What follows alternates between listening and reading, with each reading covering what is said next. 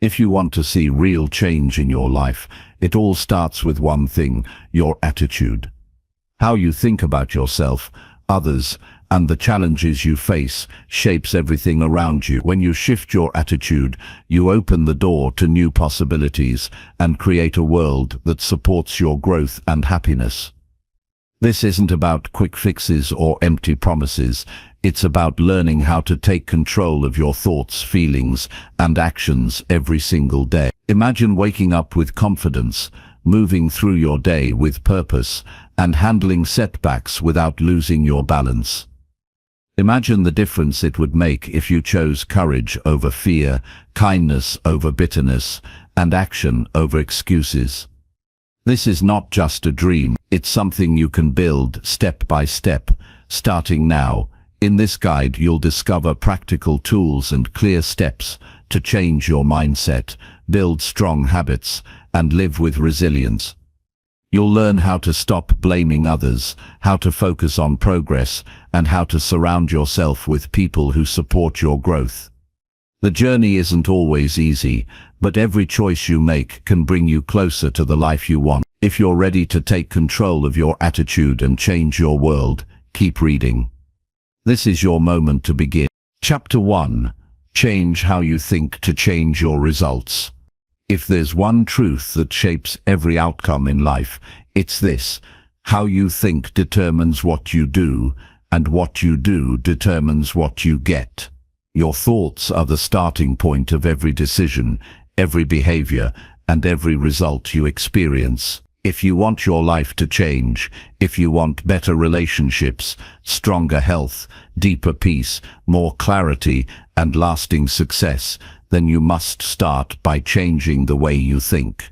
Nothing on the outside can shift until something on the inside does first. And that shift doesn't require talent or luck. It requires awareness, discipline, and responsibility for your own mind.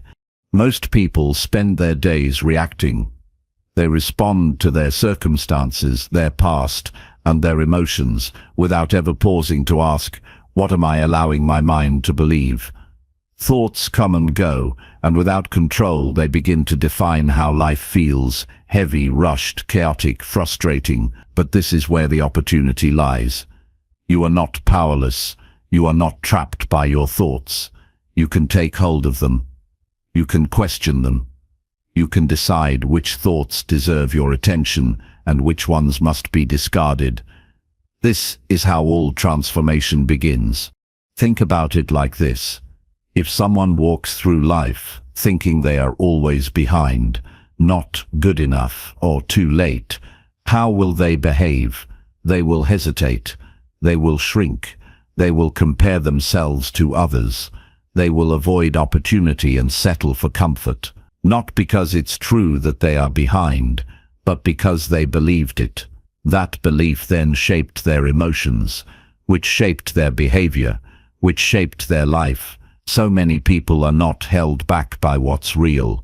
They are held back by what they keep repeating in their minds. But once you realize that a thought is not a command, not a sentence, not even a truth, everything changes. You can step back and look at your own mind as if you were observing it from the outside.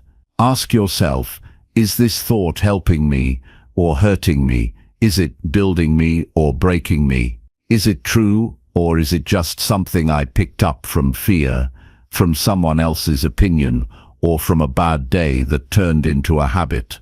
The thoughts you entertain either open your world or close it, and the difference is massive. A person who wakes up thinking, this is a waste of time, nothing I do matters, will move through the day in a fog. They'll be distracted, passive, and uninspired. But someone who wakes up thinking, this is my chance to grow, and I'm responsible for what I create, will show up differently. They will approach problems with clarity. They will move with intention. They will speak with strength and act with purpose. The outside world may be the same, but the internal world is entirely different, and it's the internal world that determines what happens next. Changing your thinking doesn't mean you pretend everything is perfect. It doesn't mean you deny problems or fake positivity. It means you choose to interpret life in a way that gives you power. Instead of saying, "I failed, so I'm a failure," you say, "I failed, so I learn." Instead of thinking, "I can't do this," you ask, "How can I do this better?" Instead of giving your energy to worry, you give it to action. It's not about ignoring reality, it's about facing it with a mindset that leads to growth, not defeat. You must become aware of the patterns that dominate your mind. Do you tend to focus on what's missing? Do you assume the worst when something doesn't go your way?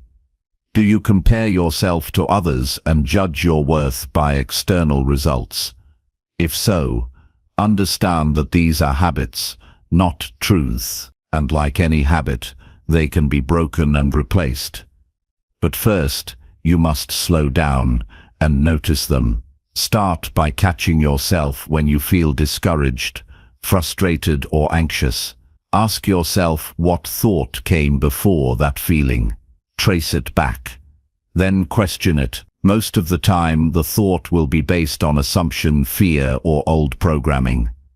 You can't control every thought that enters your mind, but you can control which ones you feed. When you shift your thinking, you shift your posture, your words, your presence, and your impact. A small change in your internal language can lead to massive change in your life direction. Begin by replacing automatic negative thoughts with questions that spark action. Instead of saying, "This is impossible," ask, "What's one small step I can take today?" Instead of saying, "I'm not ready," ask, "What can I prepare right now?" These shifts are not complicated, but they are powerful. They move you from a fixed mindset to a growth mindset, from victimhood to ownership. Every time you choose a better thought, you are building mental strength. You're training your mind to support you rather than sabotage you. You're building a foundation that will hold steady in stress, pressure, and uncertainty. This is not about motivational fluff. This is about rewiring your mental operating system. Your beliefs shape your identity, and your identity drives your behavior. If you believe you're capable, you'll act like it. If you believe your past doesn't define your future, you'll stop carrying the weight of your history. If you believe that effort creates results, you'll push through discomfort. It all begins in the mind. The way you speak to yourself matters more than you realize.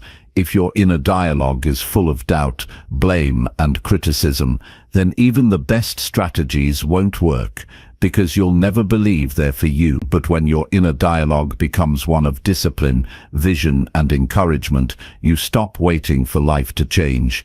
You start becoming the change. You do this by being deliberate about your thoughts every day. Start your mornings not with your phone or with worry, but with clarity. Ask yourself, who do I want to be today? What attitude will help me serve and grow? What challenge will I face with strength, rather than avoidance? Build a habit of checking in with your mind before the world floods in with noise and pressure. This simple discipline sets your focus and gives your day a direction. When negative thoughts arise, and they will, don't fight them with frustration. Acknowledge them, understand them, and then decide what you will do with them. You are not your thoughts. You are the thinker behind them. You have the power to choose a new thought, a better interpretation, a more useful question. And in that choice lies your freedom. People who live with purpose are not free of fear or doubt. They simply don't allow fear or doubt to control their mindset. They choose what to focus on. They choose what meaning to give to events. They choose to keep going, even when their emotions tell them to quit. This mental discipline isn't built overnight. It's built through practice. Every time you respond with strength instead of weakness, with purpose instead of panic, you're reinforcing a new pattern. Over time, these patterns create a new identity. You no longer see yourself as someone who is lost or reactive. You see yourself as someone who thinks clearly, acts decisively, and grows through whatever comes. That identity then produces new behaviors. You take initiative. You pursue your goals. You leave behind what doesn't serve you. And those behaviors create new results. More clarity, stronger confidence, deeper relationships, greater peace. Everything begins in the mind. Before you can change your habits, your income, your health, or your relationships, you must change the way you think. You must take full ownership of your inner world. No one else can do this for you. Not a book, not a speaker, not a friend. This is your responsibility. And it's the greatest responsibility you'll ever take on. Because once you master your thoughts, you begin to master your life. This is not always easy. Your old thought patterns will resist change. You'll fall back into doubt or negativity. But that's not failure. That's training. Each time you catch yourself and choose a better thought, you're getting stronger. Each time you shift from reaction to reflection, you're gaining wisdom. Each time you speak truth to the lies in your head, you're growing into your potential. You are capable of extraordinary change, but it starts with what you say to yourself when no one is listening. It starts with what you focus on when things don't go your way. It starts with how you interpret your challenges. If you want new results, you need new thoughts. And if you want new thoughts, you need to become intentional about what you allow in your mind.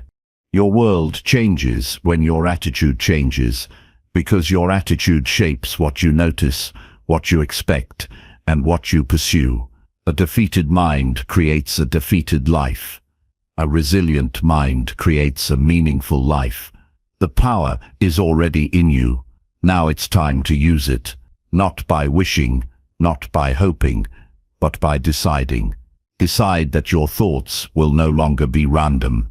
Decide that your mindset will reflect your values. Decide that from this moment forward, you will train your thinking the same way an athlete trains their body, with focus, with effort, with discipline. Because your thoughts are not small. They are the seeds of your future. And the life you create starts with the attitude you choose today. Chapter 2. Take full responsibility for everything in your life. If your life is not where you want it to be, there's only one place to look, and that's in the mirror. This isn't about blame, it's about power. As long as you believe your situation is because of someone else, you are giving away the only power you have to change it. Taking full responsibility means you stop waiting for others to fix things, stop hoping for different circumstances, and start making the necessary decisions to shape your own life. The shift is simple, but not easy. It's the decision to stop saying, "They did this to me," or "This always happens to me," and start saying, "This is mine to deal with, this is mine to solve, this is mine to rise above." You are responsible for your mindset, your attitude, your reactions, and your direction. It doesn't matter what your parents did, what your boss said, or what life threw at you. What matters is what you do with it now. No one is denying the pain or the unfairness that may have come your way. Life is often unfair, but that truth doesn't give you permission to live bitter, resentful, or stuck. It gives you the chance to decide whether you will stay small or rise stronger. That choice is yours, and it always will be. Responsibility is freedom disguised as discipline. It means you stop waiting for motivation. You stop waiting for the perfect moment.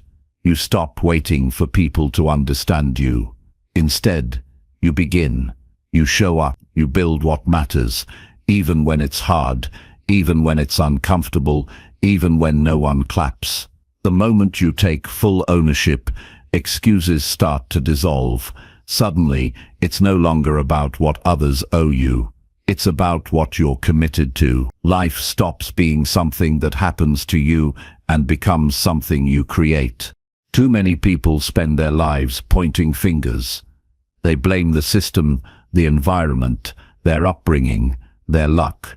But pointing fingers never solves problems. It only distracts from what needs to be done. The more energy you spend on blame, the less energy you have for action. And nothing changes without action. Responsibility is about looking at the facts of your life and asking one question: what am I going to do about it? If your finances are a mess, you can spend years being angry about what you weren't taught, or you can learn. If your relationships keep falling apart, you can stay stuck in stories about how people always let you down, or you can start working on how you communicate, how you listen, and who you choose to trust. If your health is falling apart, you can complain about how hard it is to change, or you can start small, be consistent, and honor the body you live in. Everything changes when you stop avoiding the hard truth and start doing something about it. When you take full responsibility, you start making decisions based on where you want to go, not where you've been. You stop replaying the past. You stop waiting for a break. You stop explaining your limitations. You start living with clarity and direction.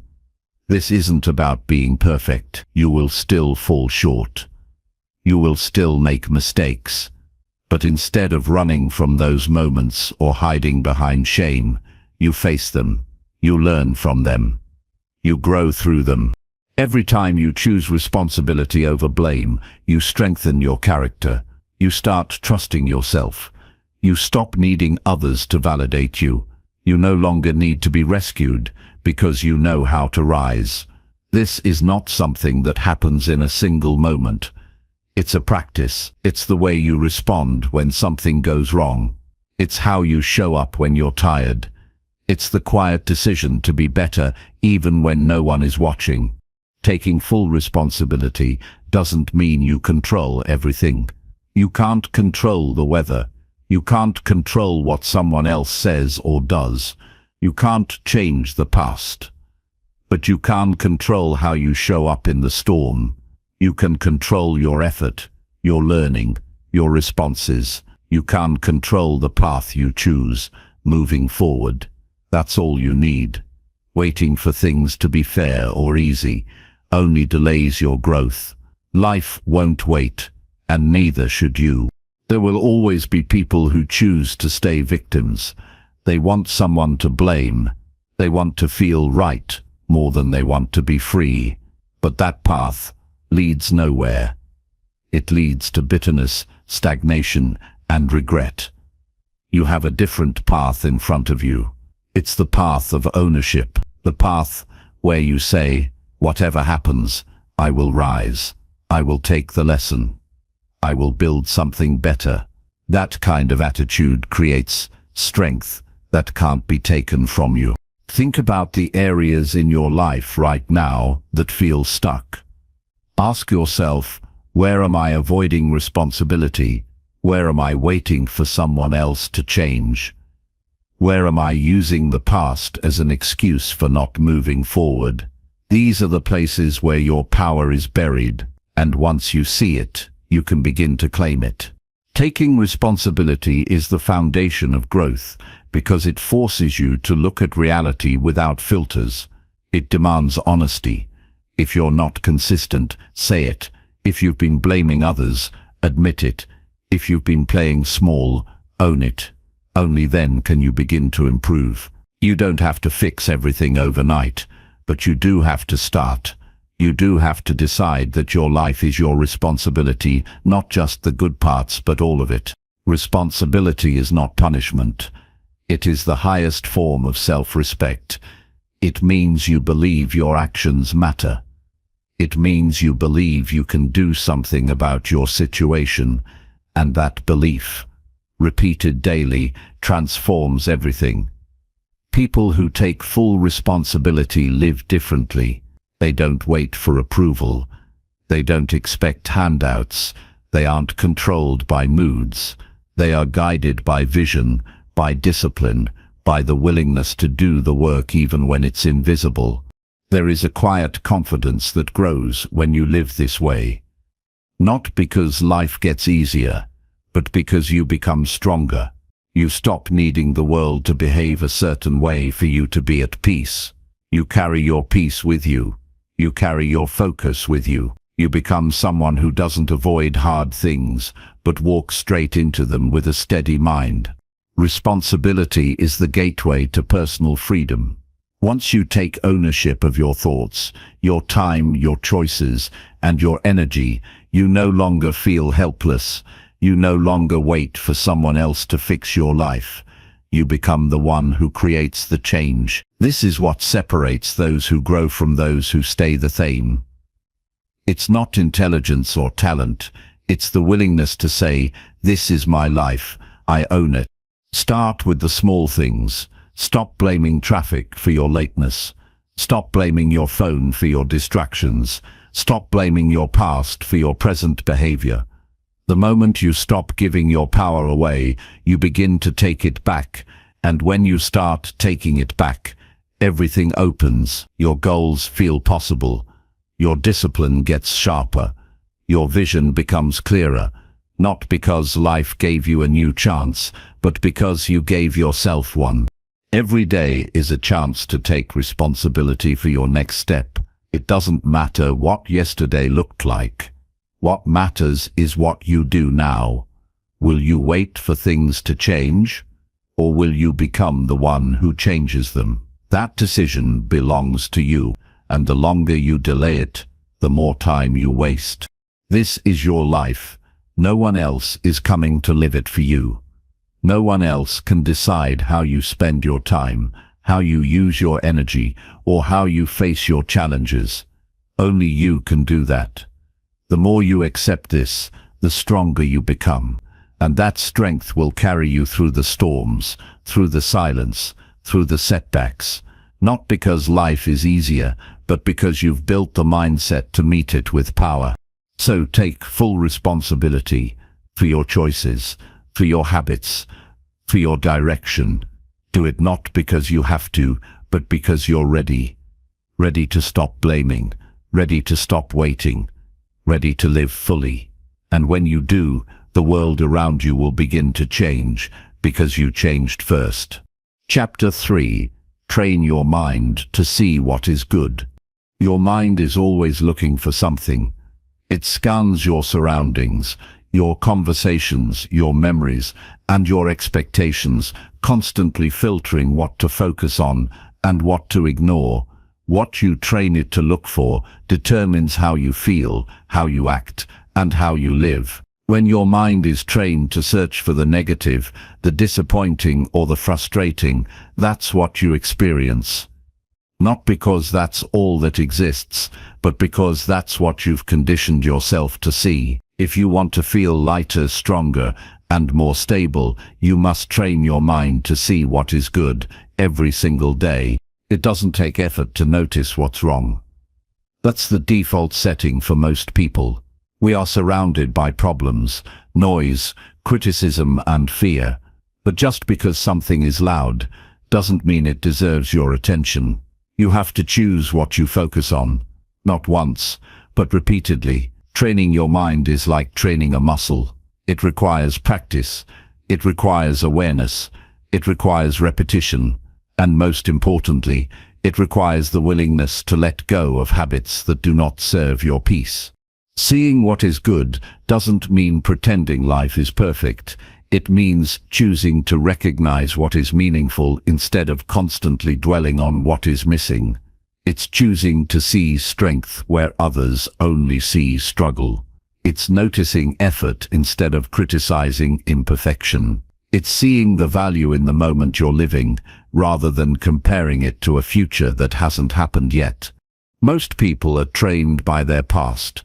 They are shaped by disappointments, rejections, and fears that were never examined.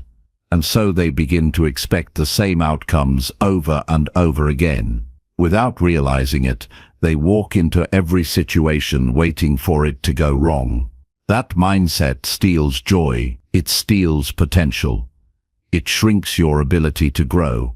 Training your mind to see what is good is not a trick. It's a discipline that rewrites those patterns.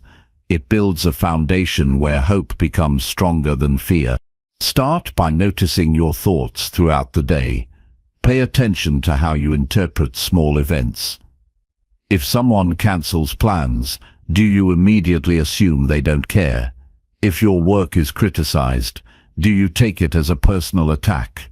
These small patterns reveal how you're wired to think. The goal isn't to judge yourself, but to understand what you're repeating. Once you notice the pattern, you can interrupt it. You can ask yourself, is there another way to see this? And then look for it. You are not weak for having negative thoughts. Everyone does, but you are responsible for what you do with them. You can feed them and let them grow, or you can question them and shift your focus. The more often you choose to look for what's right, what's strong, what's helpful, the easier it becomes. Slowly, your mind starts to default to what lifts you instead of what drains you.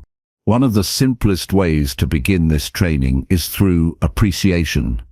Not the vague idea of gratitude, but the act of deliberately looking for something that is working. It could be a quiet morning, a kind word, a lesson learned through pain, or a moment of connection with someone you love. When you look for good with intention, you realize it's everywhere. It's just quiet. It doesn't demand attention. It doesn't shout. It sits calmly, waiting for you to notice. People who train their minds this way are not delusional. They're grounded. They deal with challenges head on, but they do it without letting the weight of the world crush their spirit. They can have a hard day and still say, there was something good here. That mindset isn't soft, it's strong. It's the kind of strength that lasts because it's built from the inside out. The way you see the world becomes the way you move through it. If you walk through life expecting disappointment, every challenge will feel like a confirmation of your belief. If you expect progress, you'll start noticing signs of growth, even in small ways. The difference isn't in the world, it's in your lens, and that lens is something you can shape. This isn't about looking for happiness in every corner. It's about choosing where your energy goes. When you dwell on problems, they expand in your mind. When you obsess over what's wrong, you miss the opportunity to act. But when you spot what is good, you build momentum. You become more grounded. You respond with clarity instead of panic. You start using your energy to build rather than to complain. You will meet people who constantly talk about what's missing. They focus on what they can't do, what others don't give them, and how unfair things feel. Being around that mindset is heavy, and if you're not careful, you start thinking the same way. This is why you must guard your attention. Protect it like your peace depends on it, because it does. Choose to be someone who sees opportunity instead of someone who waits for everything to be perfect before appreciating life. Some days, training your mind will feel easy. You'll notice progress, kindness, effort, and connection without trying. Other days, it will be harder. On those days, don't force a smile. Don't fake anything. Just look for one good thing. One moment that made you think. One person who showed up. One habit you followed. That one piece of good is enough to keep your perspective from spiraling. You're not looking for magic. You're building resilience. You don't need a perfect life to have a positive mindset. You need a clear reason to look beyond the noise. That reason is your peace. That reason is your growth. That reason is your ability to shape how you respond to your own experience. The world will never run out of reasons to feel discouraged. But if you train your mind with consistency, you'll start to rise above that discouragement, not by escaping it, but by outgrowing it. When you see what's good, you treat yourself with more compassion. You stop tearing yourself down for every mistake. You begin to see your own effort, your progress, your willingness to try again. That shift builds self-respect. And when you respect yourself, you naturally make better decisions. You take care of your time. You choose better company. You act with more calm and more direction. Your thoughts shape your nervous system. They affect your body, your sleep, your energy, and your focus. When your mind constantly loops negative stories, your body stays in tension. But when you feed your mind with thoughts that center you, thoughts of gratitude, growth, learning, and presence, you release that tension. You breathe easier, you sleep better, you focus longer. Training your mind to see what's good is not just a mental shift, it's a full-body transformation. And it's always a choice.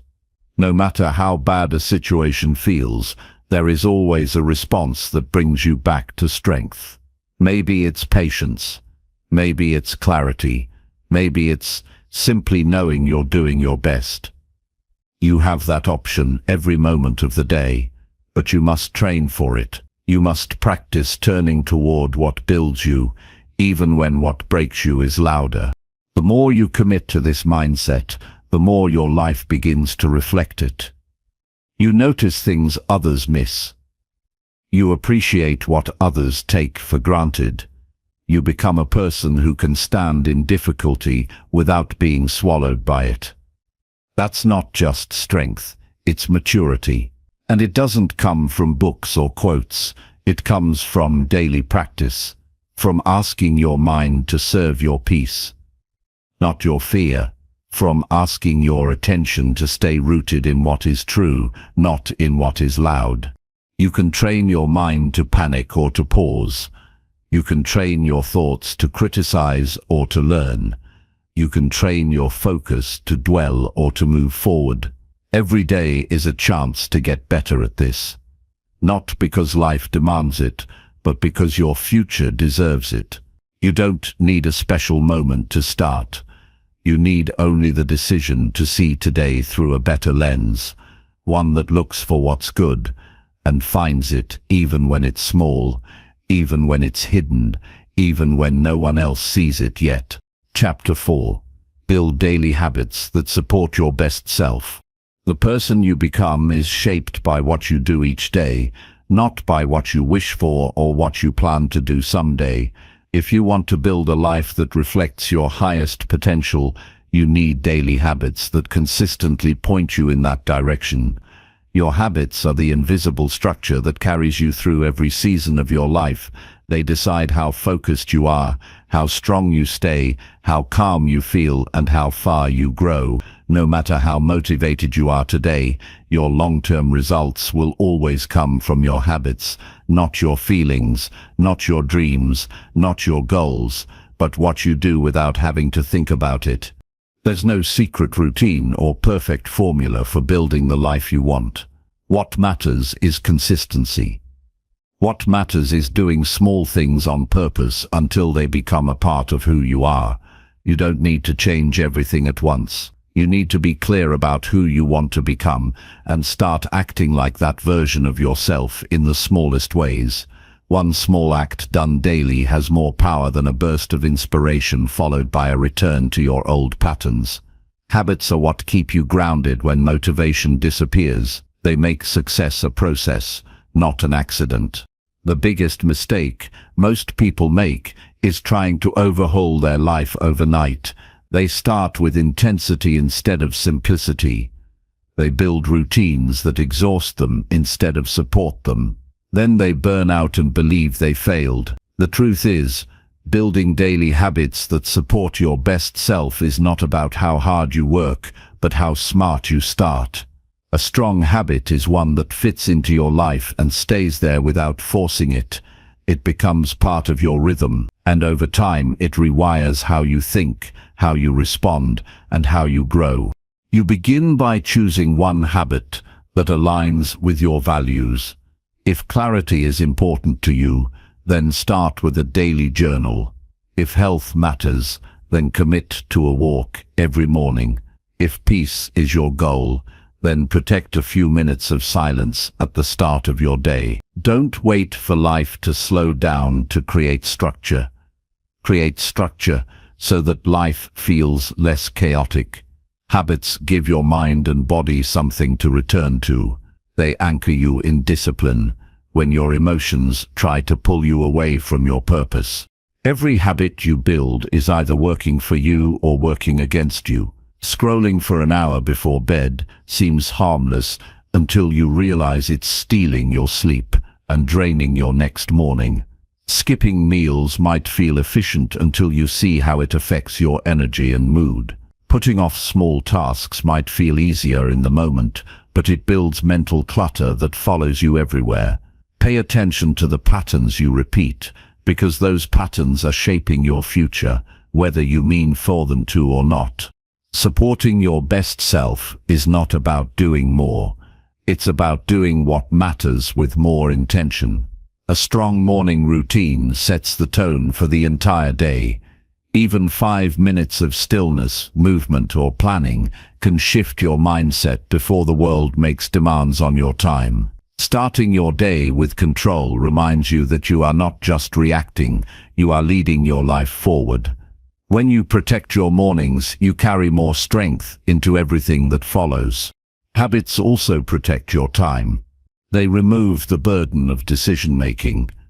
When something becomes a habit, it doesn't require negotiation. You don't have to convince yourself every day to do it.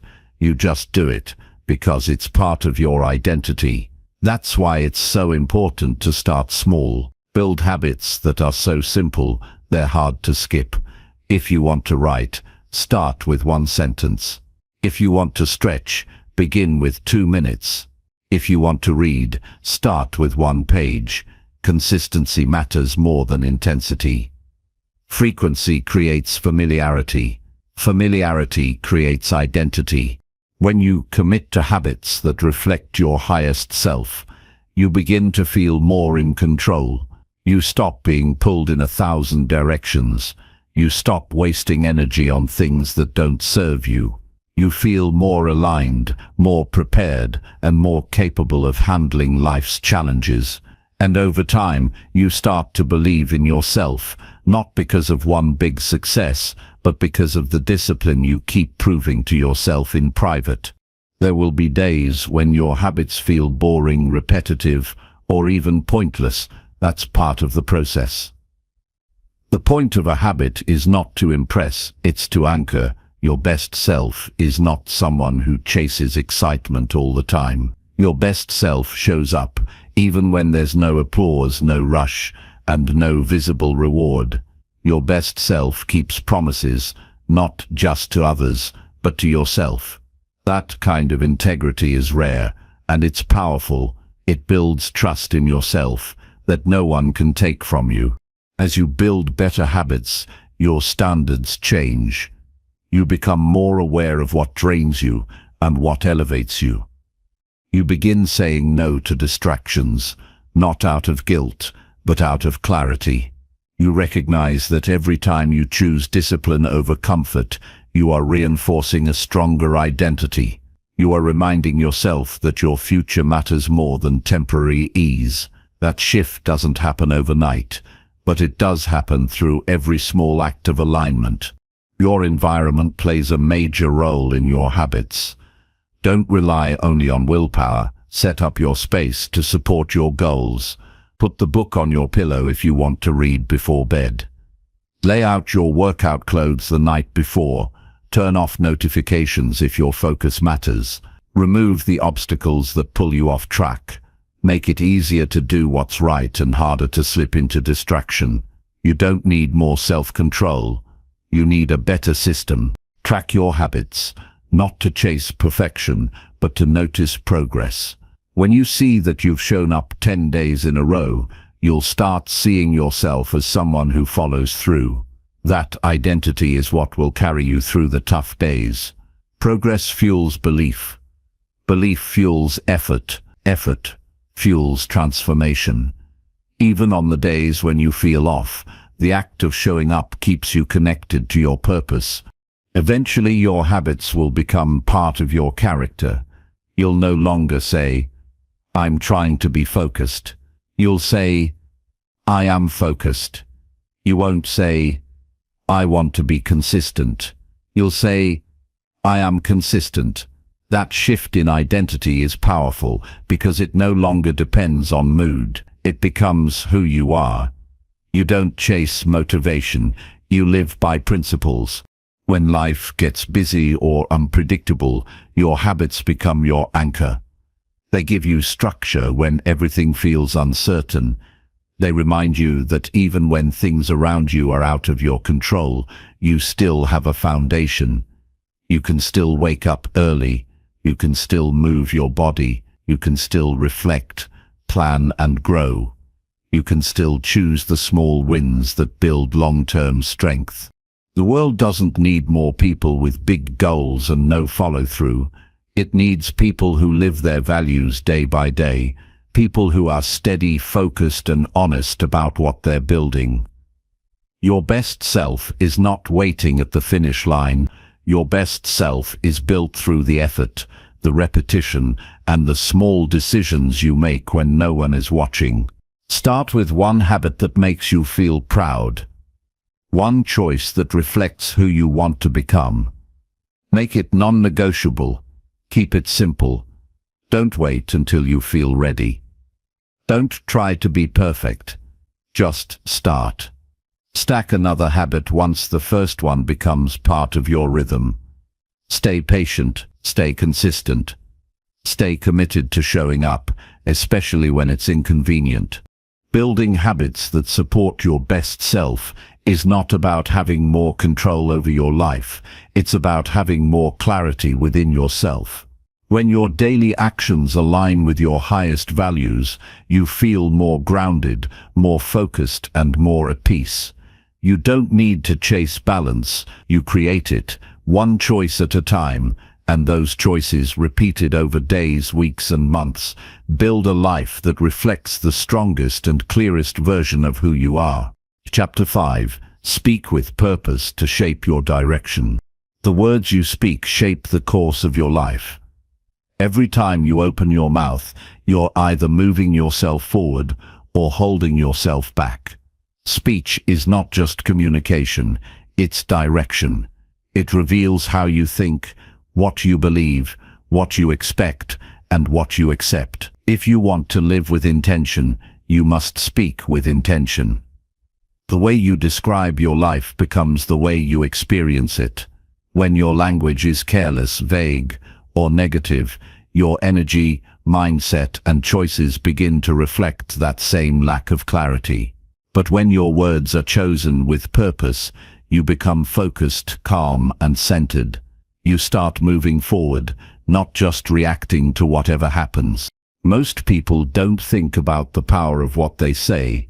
They speak out of habit, frustration, or emotion, without realizing those words are creating their internal and external world. The statements you repeat about who you are, what's possible, what you expect, what you deserve, these are not just expressions, they are instructions to your mind. They become a blueprint for how you live. When you say you're stuck, your actions follow that belief. When you say you'll figure it out, your brain starts working towards solutions. Your speech either builds walls or opens doors, and you choose which one with every word. You don't need to be loud or eloquent to speak with purpose.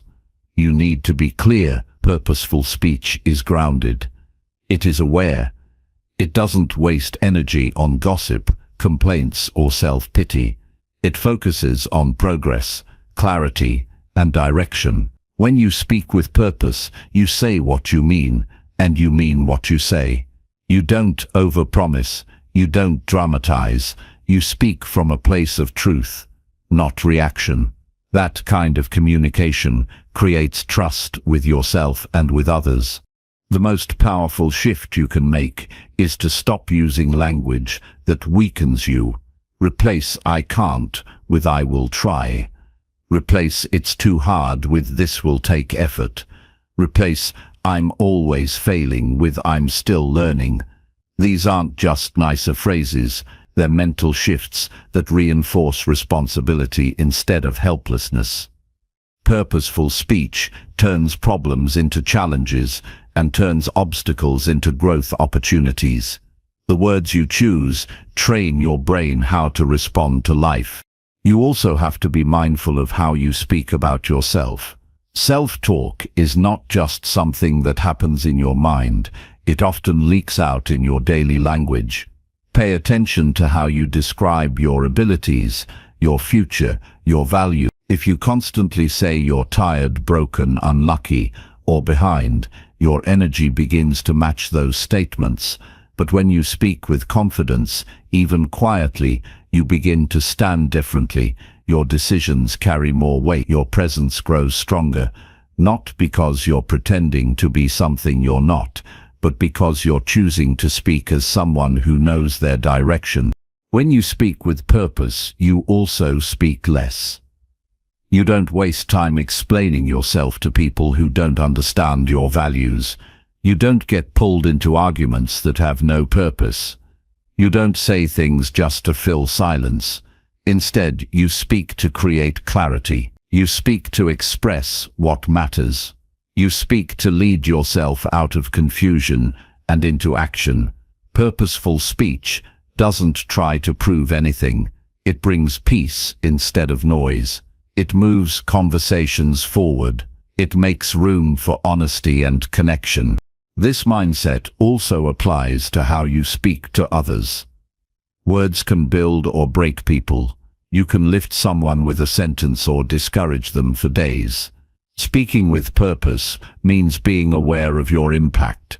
It means choosing to listen before you respond. It means using your words to solve, not to shame.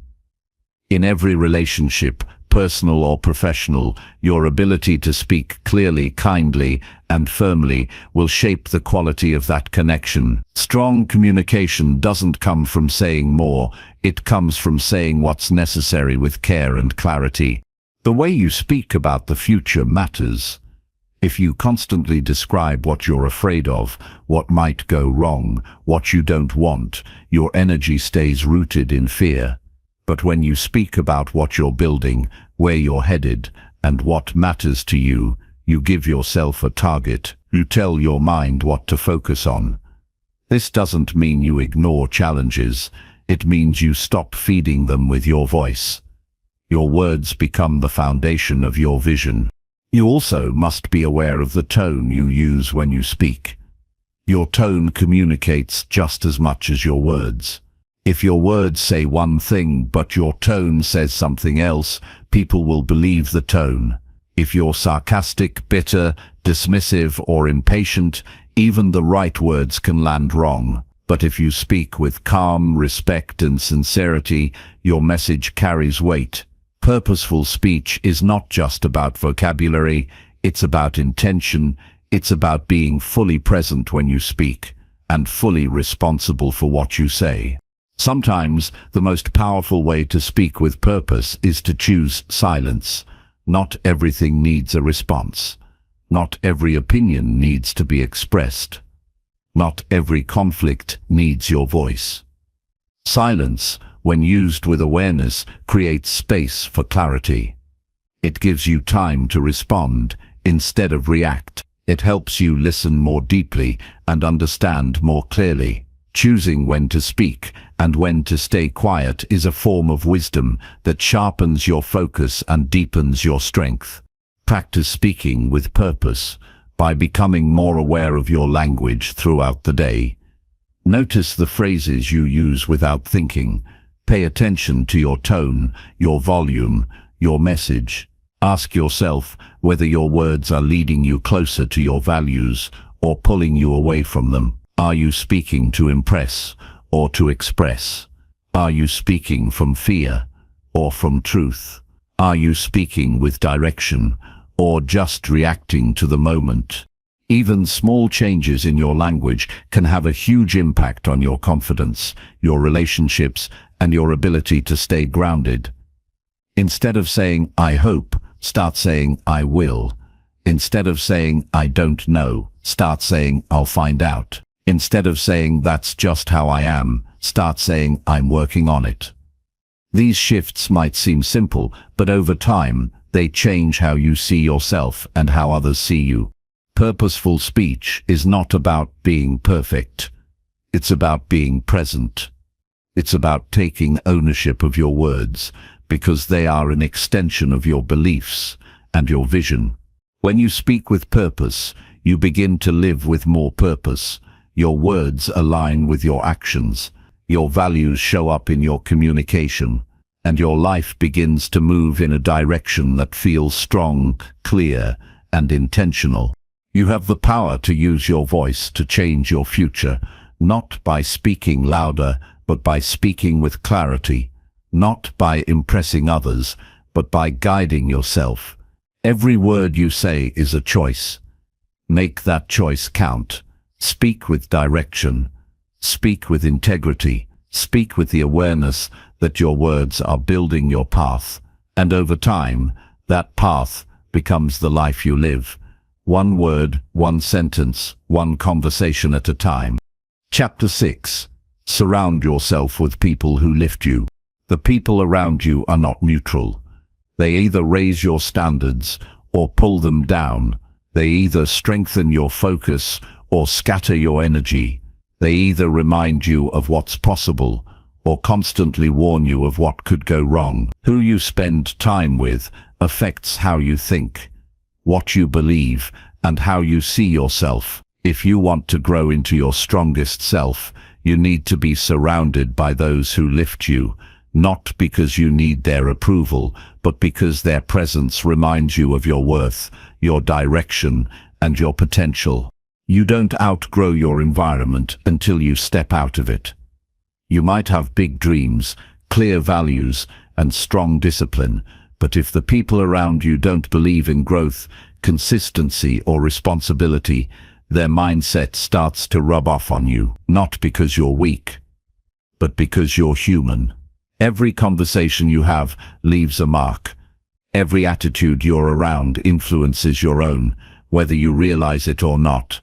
That's why protecting your space is not selfish. It's necessary. Support doesn't always look like loud cheerleading. Sometimes, the people who lift you are the ones who hold you accountable. They challenge your excuses. They remind you of who you said you wanted to become. They don't let you settle for average when they know you're capable of excellence. These people are rare. You won't find them by chance. You have to be intentional about keeping them close, learning from them, and contributing back to them. Pay attention to how you feel after spending time with someone. Do you feel clearer or more confused? Do you feel energized or emotionally drained? Do you feel more grounded or more reactive? The answers will tell you more than their words ever could. People don't need to be toxic to be wrong for your growth. Some people are simply not aligned with where you're headed. That's not a judgment of their worth. It's a recognition of your direction. There are people who will always remind you of your past. They will only see you through the lens of who you used to be. They'll downplay your efforts because they're uncomfortable with your growth. Keeping these people close will slow you down, not because they're bad, but because they don't reflect your future. You don't owe loyalty to a version of life that no longer fits. You owe truth to the person you're becoming. Your inner circle should challenge you to be better without making you feel like you're not enough. They should encourage your ambition without mocking your discipline. They should respect your boundaries without making you feel guilty. These are the people who raise your standards just by the way they live. You don't have to explain your hunger for growth around them because they live it too. Being around them makes you sharper, more focused, and more at peace with the journey ahead. Choosing to be around people who lift you doesn't mean cutting everyone off. It means being honest about who influences you most. You can love someone deeply and still limit the role they play in your life. You can care about someone and still choose not to share your plans with them if their energy doesn't support your clarity. Not everyone needs access to your goals. your vision, or your inner world. Protecting your peace sometimes means limiting the noise around you. Growth requires space, and that space is often created by distance from people, conversations, and dynamics that keep you stuck. This doesn't make you cold or disloyal. It makes you responsible for your energy. It means you value your mental clarity enough to guard it. You're not above anyone. You're simply committed to what's ahead of you more than what's behind you, and that choice takes strength. The people who lift you will never compete with your growth. They won't try to dim your light to feel better about their own. They will celebrate your wins because your progress doesn't threaten them. In fact, it inspires them, and they'll offer support when you're struggling. Not out of pity, but because they know you're capable of rising again. These people are rare, and they're worth holding on to. Sometimes, the person who lifts you the most won't say much at all. They lead by example. They live with integrity. They show up with consistency.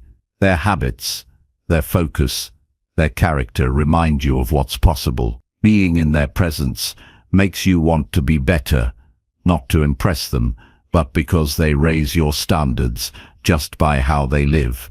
Seek out people like this. Learn from them. Support them. Grow with them. As you elevate your life, you may feel lonely at times. That's normal. When you outgrow certain dynamics, there's a space between who you were and who you're becoming. Don't rush to fill that space with noise. Use it to deepen your clarity. The right people will come, not when you're desperate, but when you're aligned. When you live by your values, you attract people who recognize and respect them. Stay patient and stay grounded. You also have to be the kind of person who lifts others. Don't just look for encouragement, offer it. Don't just expect honesty, speak it. Don't just want accountability, provide it. The more you live with integrity, the more you draw others who do the same. Energy finds energy, purpose finds purpose. Discipline finds discipline. Build relationships that are rooted in mutual growth, not one-sided support. Surrounding yourself with people who lift you isn't about building a perfect group. It's about finding people who are real, who are honest, who don't run from hard conversations, who want to grow even when it's uncomfortable, who live with purpose, not performance. These are the people who help you stay grounded when life gets messy.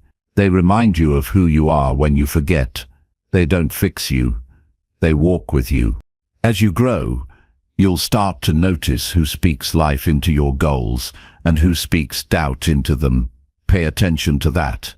The people closest to you should believe in your potential, even when you're struggling to see it yourself. They don't need to understand every detail, but they need to respect your effort. If someone constantly minimizes your vision, your ambition, or your boundaries, that's not support. That's resistance disguised as concern. You deserve relationships that don't leave you feeling small. You deserve conversations that stretch your thinking. You deserve friendships that support your evolution, not just your comfort. Don't settle for proximity when what you need is alignment. Don't settle for familiarity when what you need is growth. Your circle should be a reflection of your future, not just a reminder of your past. You become what you're surrounded by. That's not a slogan, it's a fact. If you spend time around people who complain, you'll start to see the world through their eyes. If you spend time around people who rise, you'll start believing you can too. Choose your circle like your life depends on it, because it does. And once you find the people who lift you, honor them, support them, grow with them. Together you'll move forward with strength, clarity, and purpose. Chapter 7. Let go of anger and choose inner calm. Anger is a natural emotion, but when left unchecked, it becomes a heavy weight that blocks peace, clarity, and personal growth. Holding on to anger drains your mental energy, affects your health, clouds your decisions, and damages your relationships. Choosing inner calm doesn't mean you never feel anger. It means you stop letting it lead your life. The truth is, most people carry more anger than they admit. It hides behind irritation, sarcasm, cold silence, and constant frustration. But that anger doesn't just stay in one place. It spills into how you treat others, how you view yourself, and how you respond to challenges. Releasing it is not weakness, it's strength that protects your emotional space. Many people hold on to anger because they believe it gives them control. They think being angry makes them powerful or protects them from being hurt again. But anger does not give you control. It controls you. It narrows your vision, fuels your ego, and disconnects you from your calm, wise self. When you act from anger, you react without thinking. You say things you regret. You make choices that reflect your emotion, not your values.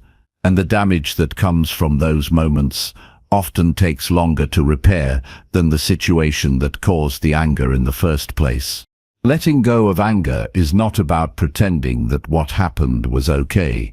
It's not about forgetting or accepting unfairness. It's about choosing to stop letting the past write your future. When you hold on to anger, you're staying mentally connected to the pain. You keep revisiting it. You replay conversations. You build resentment. And every time you do, you relive the stress. You don't free yourself by feeding the anger. You free yourself by stepping away from the cycle and deciding to reclaim your energy. Choosing inner calm means refusing to let external chaos define your inner state. Life will always bring situations that challenge your patience. People will misunderstand you, hurt you, or disappoint you, but your response is your responsibility. You don't have to take every insult personally. You don't have to argue to prove your worth. You don't have to carry emotional burdens that were never yours to hold. Inner calm gives you the space to pause, to breathe, to see clearly before you act. It creates a gap between the event and your reaction, and that gap is where your power lives. You won't master calm overnight. It's a discipline, just like strength or focus. It starts with awareness. Notice when anger arises. Pay attention to what triggers you and what stories you attach to those feelings. Often, anger isn't about the moment, it's about what the moment reminds you of. An old wound, a past betrayal, a fear of being disrespected. When you recognize the deeper layer, you gain the ability to respond from clarity, not impulse. You stop reacting to everything as a threat, and you start seeing it for what it really is. One powerful way to begin letting go of anger is through honesty. Be honest with yourself about what you're holding on to. Are you still replaying something someone said months ago? Are you quietly resenting someone while pretending everything is fine? Are you using anger as a shield to avoid feeling sadness or disappointment? Bring these truths to light. You don't need to judge yourself. You just need to see what's there. Naming your emotions is the first step to not being ruled by them. Another key to releasing anger is learning how to respond, not explode. When someone says something rude, pause before speaking. When a situation feels unfair, take a breath before acting. That pause might seem small, but it's everything. It breaks the automatic reaction. It gives you space to choose a response that reflects who you want to be, not just how you feel in the moment. Calm is not passive. It's powerful. It means you're centered enough to protect your peace even when others try to pull you into chaos. Choosing calm also means protecting your mind from constant stimulation. Anger thrives in environments filled with noise, pressure, and endless comparison. If your days are filled with conflict, arguments, negativity, or outrage from what you watch or consume, your nervous system stays high alert. Create space for stillness. Step away from the noise. Spend time in quiet moments where nothing is demanded of you. This isn't a luxury, it's necessary. In those moments, your mind resets. Your emotions settle. Your awareness sharpens. Calm is not something you wait to feel. It's something you practice. It's also important to forgive, not for them, but for yourself. Forgiveness is not about letting someone off the hook. It's about removing the hook from your own heart. When you forgive, you stop tying your peace to someone else's behavior. You reclaim your power. You decide that your future deserves more attention than your past. Forgiveness doesn't mean reconciliation. It means resolution within yourself. It's a decision to no longer let someone else's actions poison your mindset. There will be times when anger feels justified, when someone crosses a line, when something deeply unfair happens. In those moments, don't suppress your feelings. Let them rise. Acknowledge them. Write them down. Move your body. Let the energy pass through without clinging to it. Emotions are meant to move, not stay stuck. If you ignore your anger, it will come out in other ways. But if you express it with intention and then release it, it loses its grip on you. You have the right to feel every emotion, but you also have the responsibility to not let those emotions lead your life. Inner calm does not mean you stop caring. It means you start caring about the right things, your peace, your focus, your growth, your values. When you choose calm over anger, you are not avoiding conflict. You are choosing clarity. You are not giving up power. You are claiming it. You don't need permission to be calm. You don't need a perfect life to feel at peace. You need only to decide that your peace matters more than proving a point, more than winning an argument, more than holding a grudge. Inner calm is not for the world. It's for you. It's what allows you to sleep at night. It's what allows you to move through your day without carrying emotional weight that doesn't belong to you anymore. This is a practice you return to every day. You will be tested. People will try to provoke you. Circumstances will challenge your patience. But each time you choose to let go instead of grip tighter, you get stronger. You don't rise by carrying more. You rise by releasing what no longer serves you. And when you do, you start to see life differently. You think more clearly. You speak more wisely. You act more intentionally. That's what calm creates, a clear path forward. In the end, anger is a visitor, but it doesn't have to be your home. You don't need to live in reaction. You don't need to fight every battle. You don't need to hold on to pain to remember who you are. You are not defined by your frustration. You are defined by your ability to rise above it. Choose calm, not once, but again and again, until it becomes your natural state. Not because life is easy, but because you've learned how to lead yourself through it, with strength, with clarity, with peace. Chapter 8. Focus on progress, not on chasing perfection. Chasing perfection keeps you stuck while progress moves you forward. Many people wait until everything feels right before they begin. But that mindset guarantees delay, frustration, and burnout. Perfection is not a goal. It's a trap. It convinces you that unless everything is flawless, it's not worth doing.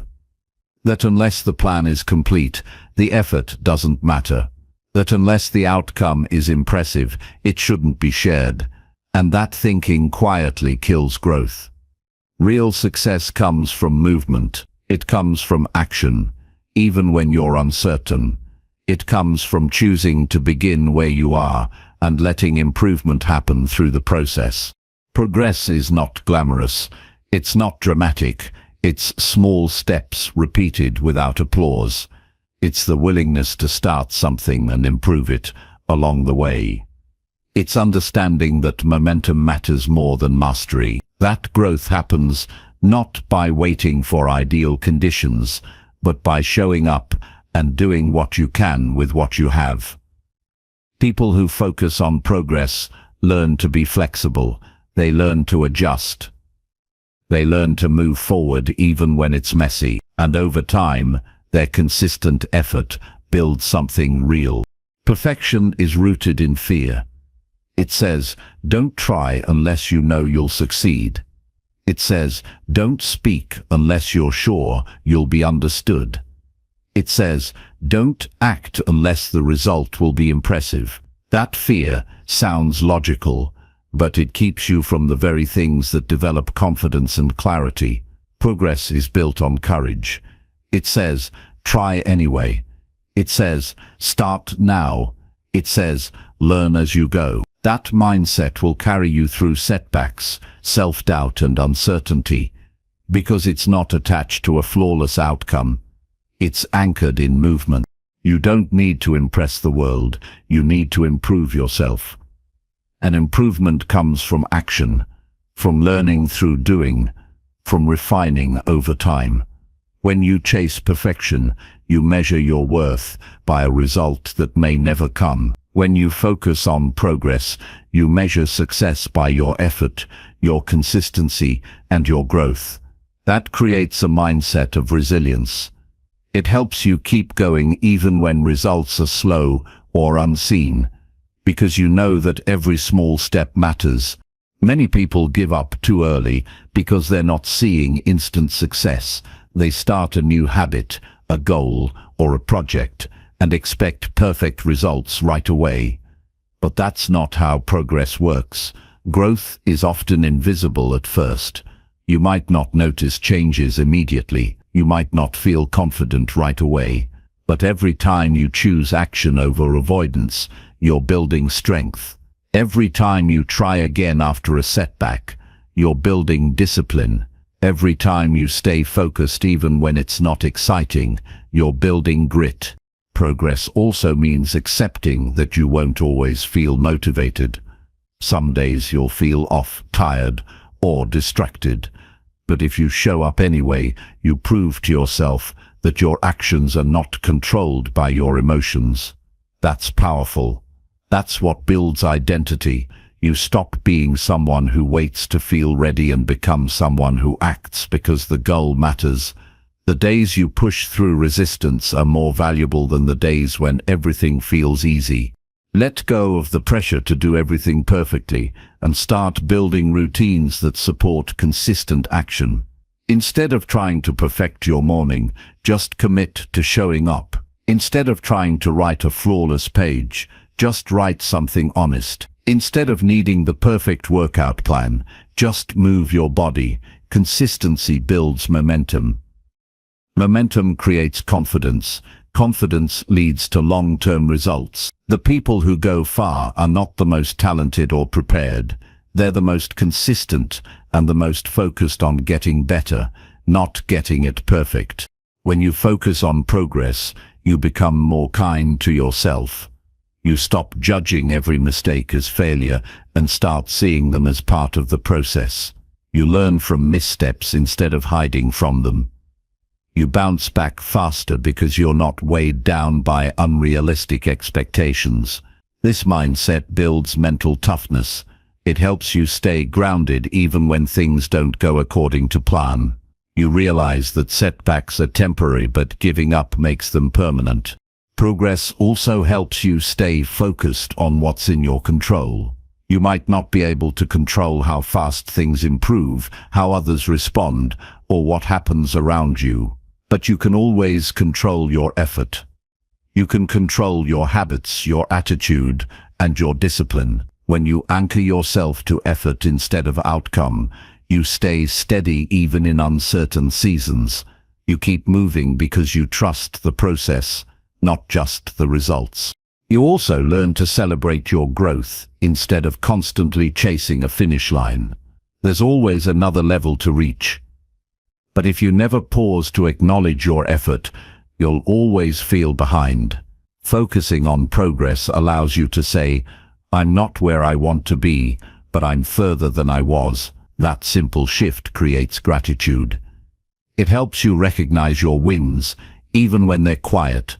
It makes the journey sustainable, because it's not just about the destination, it's about who you're becoming along the way.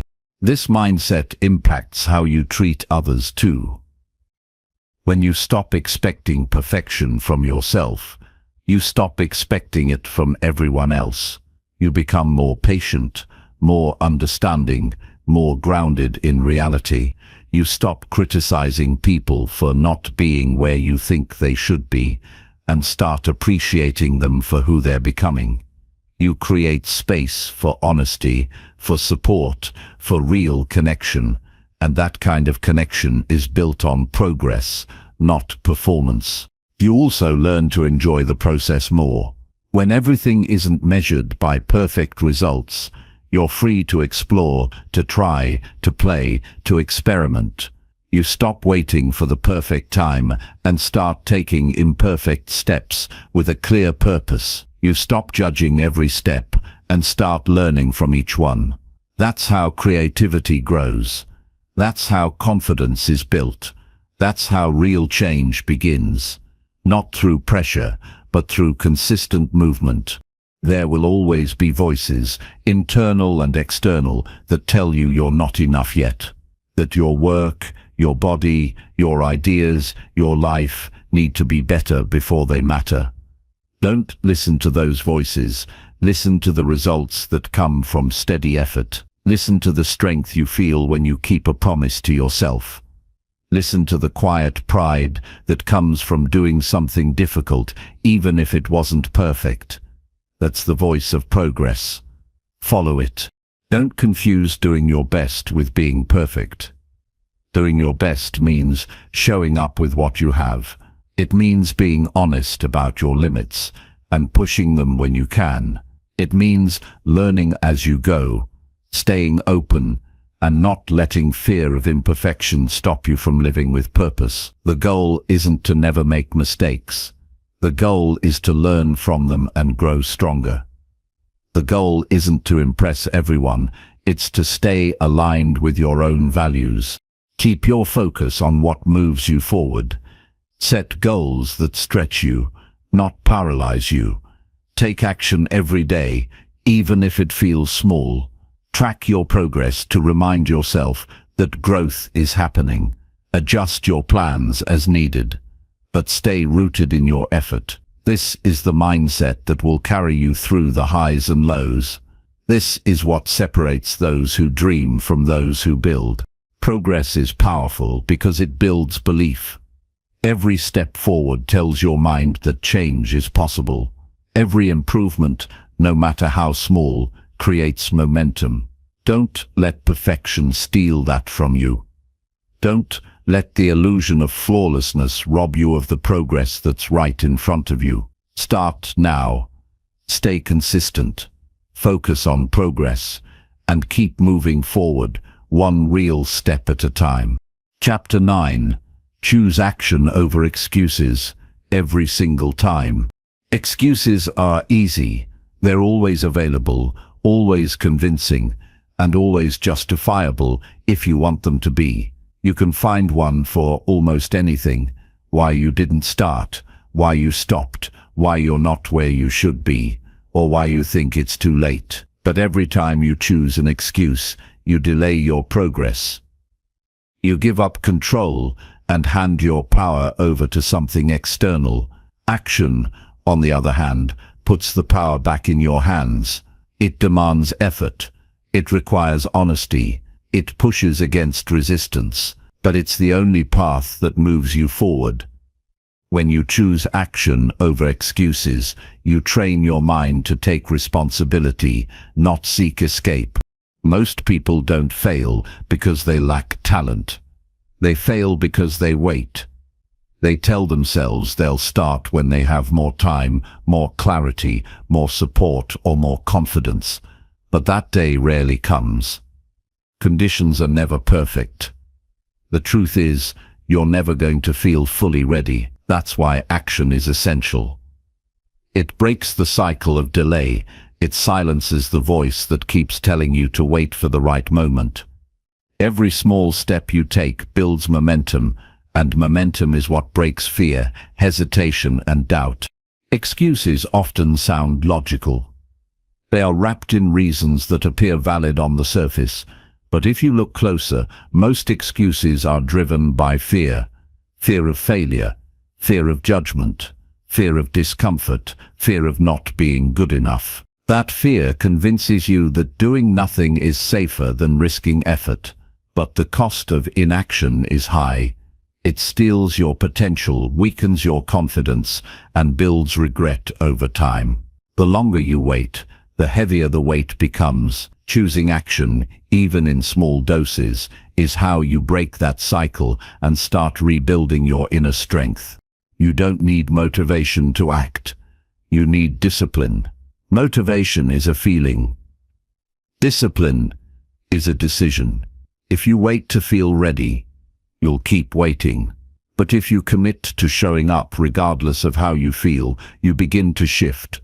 You prove to yourself that you're in control, that your habits are stronger than your excuses, that you're capable of doing hard things.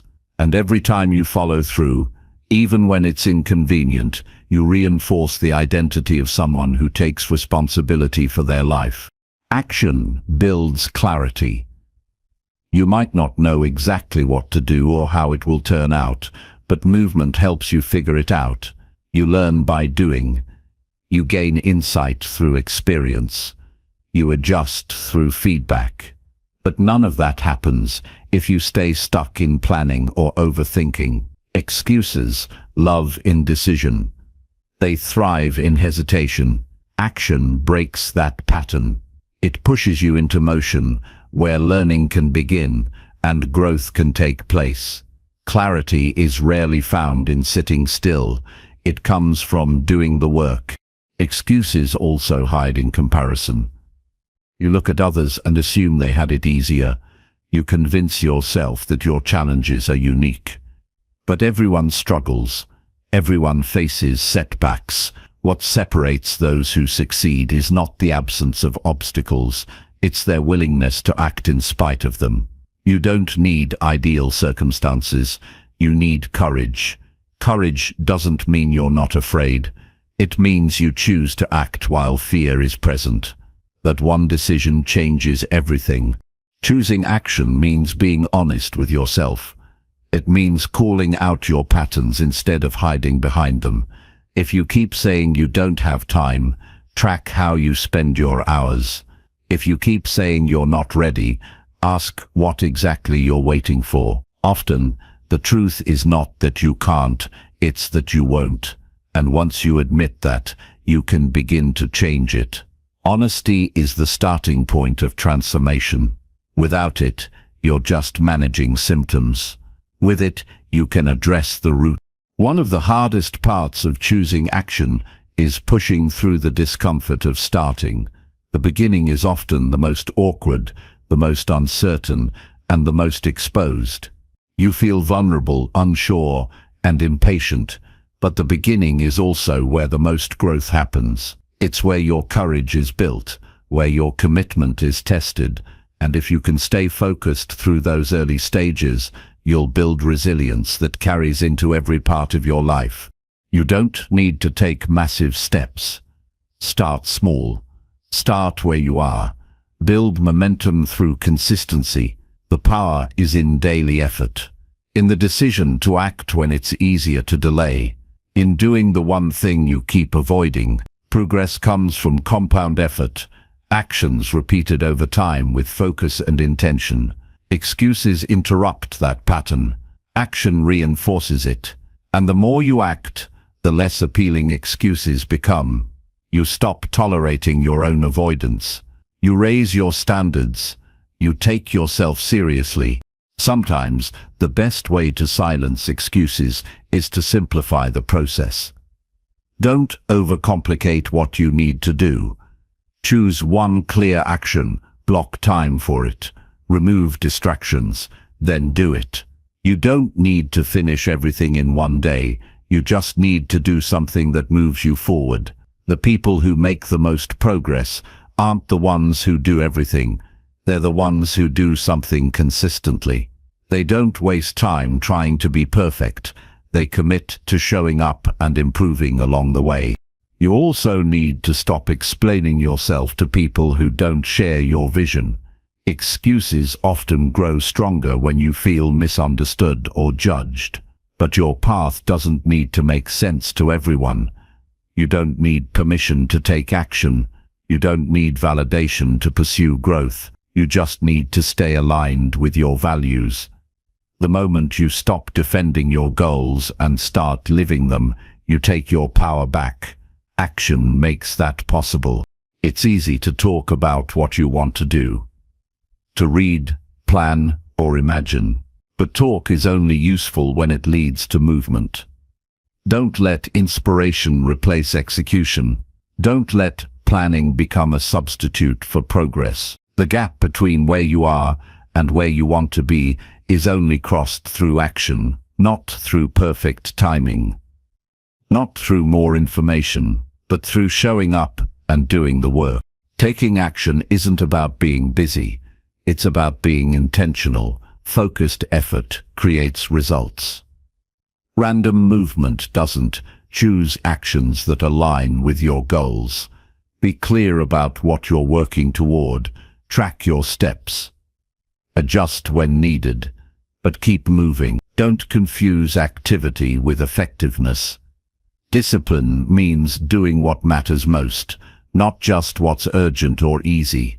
And the more you choose intentional action, the more focused your life becomes. When you feel stuck, don't wait for inspiration. Create it. Take a small step. Prove to yourself that you're not controlled by excuses. That single act shifts your mindset.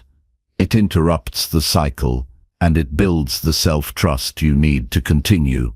You'll never regret taking action that supports your growth, but you will regret letting fear or doubt hold you back from becoming who you were meant to be. You are not defined by what you avoided in the past. You are defined by what you choose now. Every excuse you've ever made can be replaced with a single act of courage.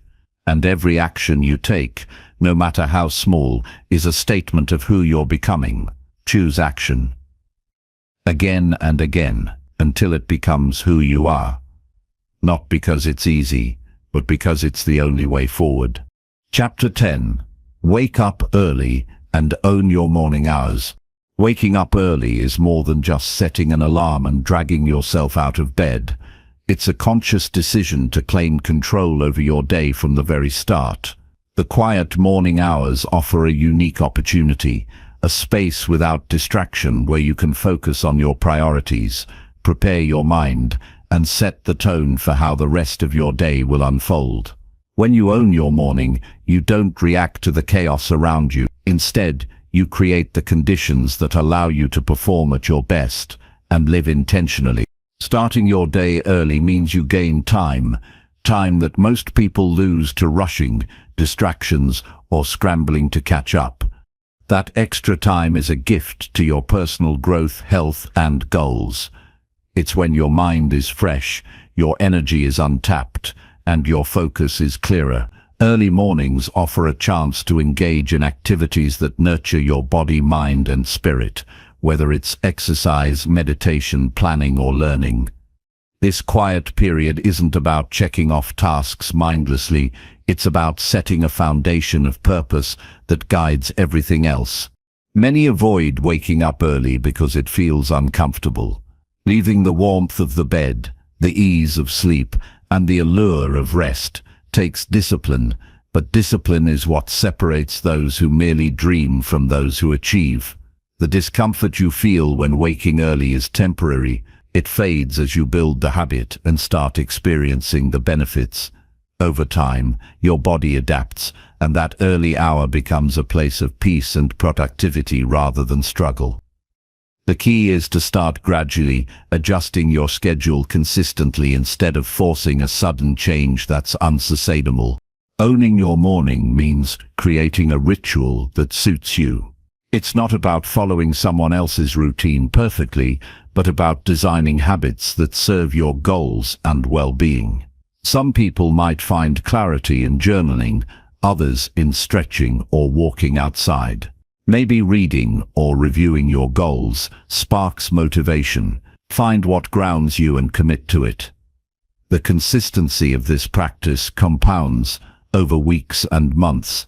It builds momentum and sets a tone of intentionality that influences every decision you make throughout the day.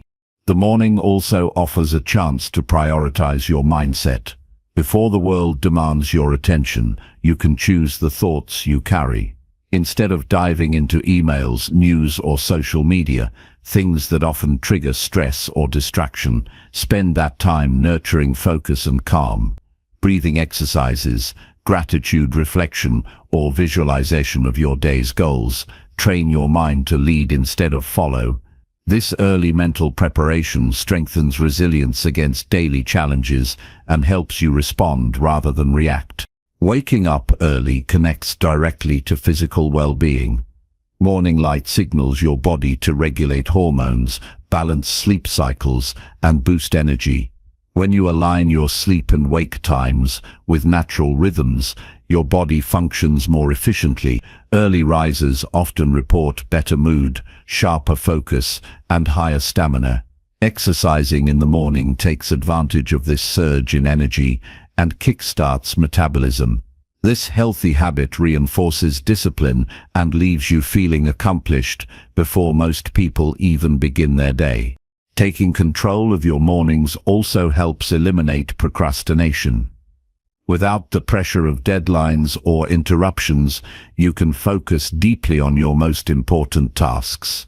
This is the time to tackle work that requires creativity, problem solving, or concentration. When you finish a meaningful task early, the rest of your day feels lighter and less chaotic. The energy you generate in the morning flows into every interaction, meeting, and decision. You're less likely to get overwhelmed because you've already won a critical battle, starting strong. Many successful people credit their achievements to owning their mornings. This habit creates a rhythm of self-respect and commitment. It signals to your brain that your goals matter enough to prioritize. The routine builds confidence and strengthens your identity as someone who is intentional and disciplined. These morning hours become a personal sanctuary where you remind yourself why you're working so hard. It's a daily investment in yourself that pays dividends in productivity and peace of mind. Waking up early also means protecting your time. When you take charge of those hours, you reduce the chance that others will control your schedule. You create space to plan, set boundaries, and focus on what matters most instead of reacting to every request or distraction. This control helps you build a life where your priorities lead, not your obligations or the noise of everyday demands. It's a quiet rebellion against chaos and an affirmation of your commitment to your own path. Building this habit requires intentional preparation the night before. Going to bed earlier and creating a calm evening routine ensures your body is ready to wake early refreshed. Avoid screens, heavy meals, or stressful activities close to bedtime. Instead, choose habits that promote relaxation, reading, stretching, or reflecting on the day.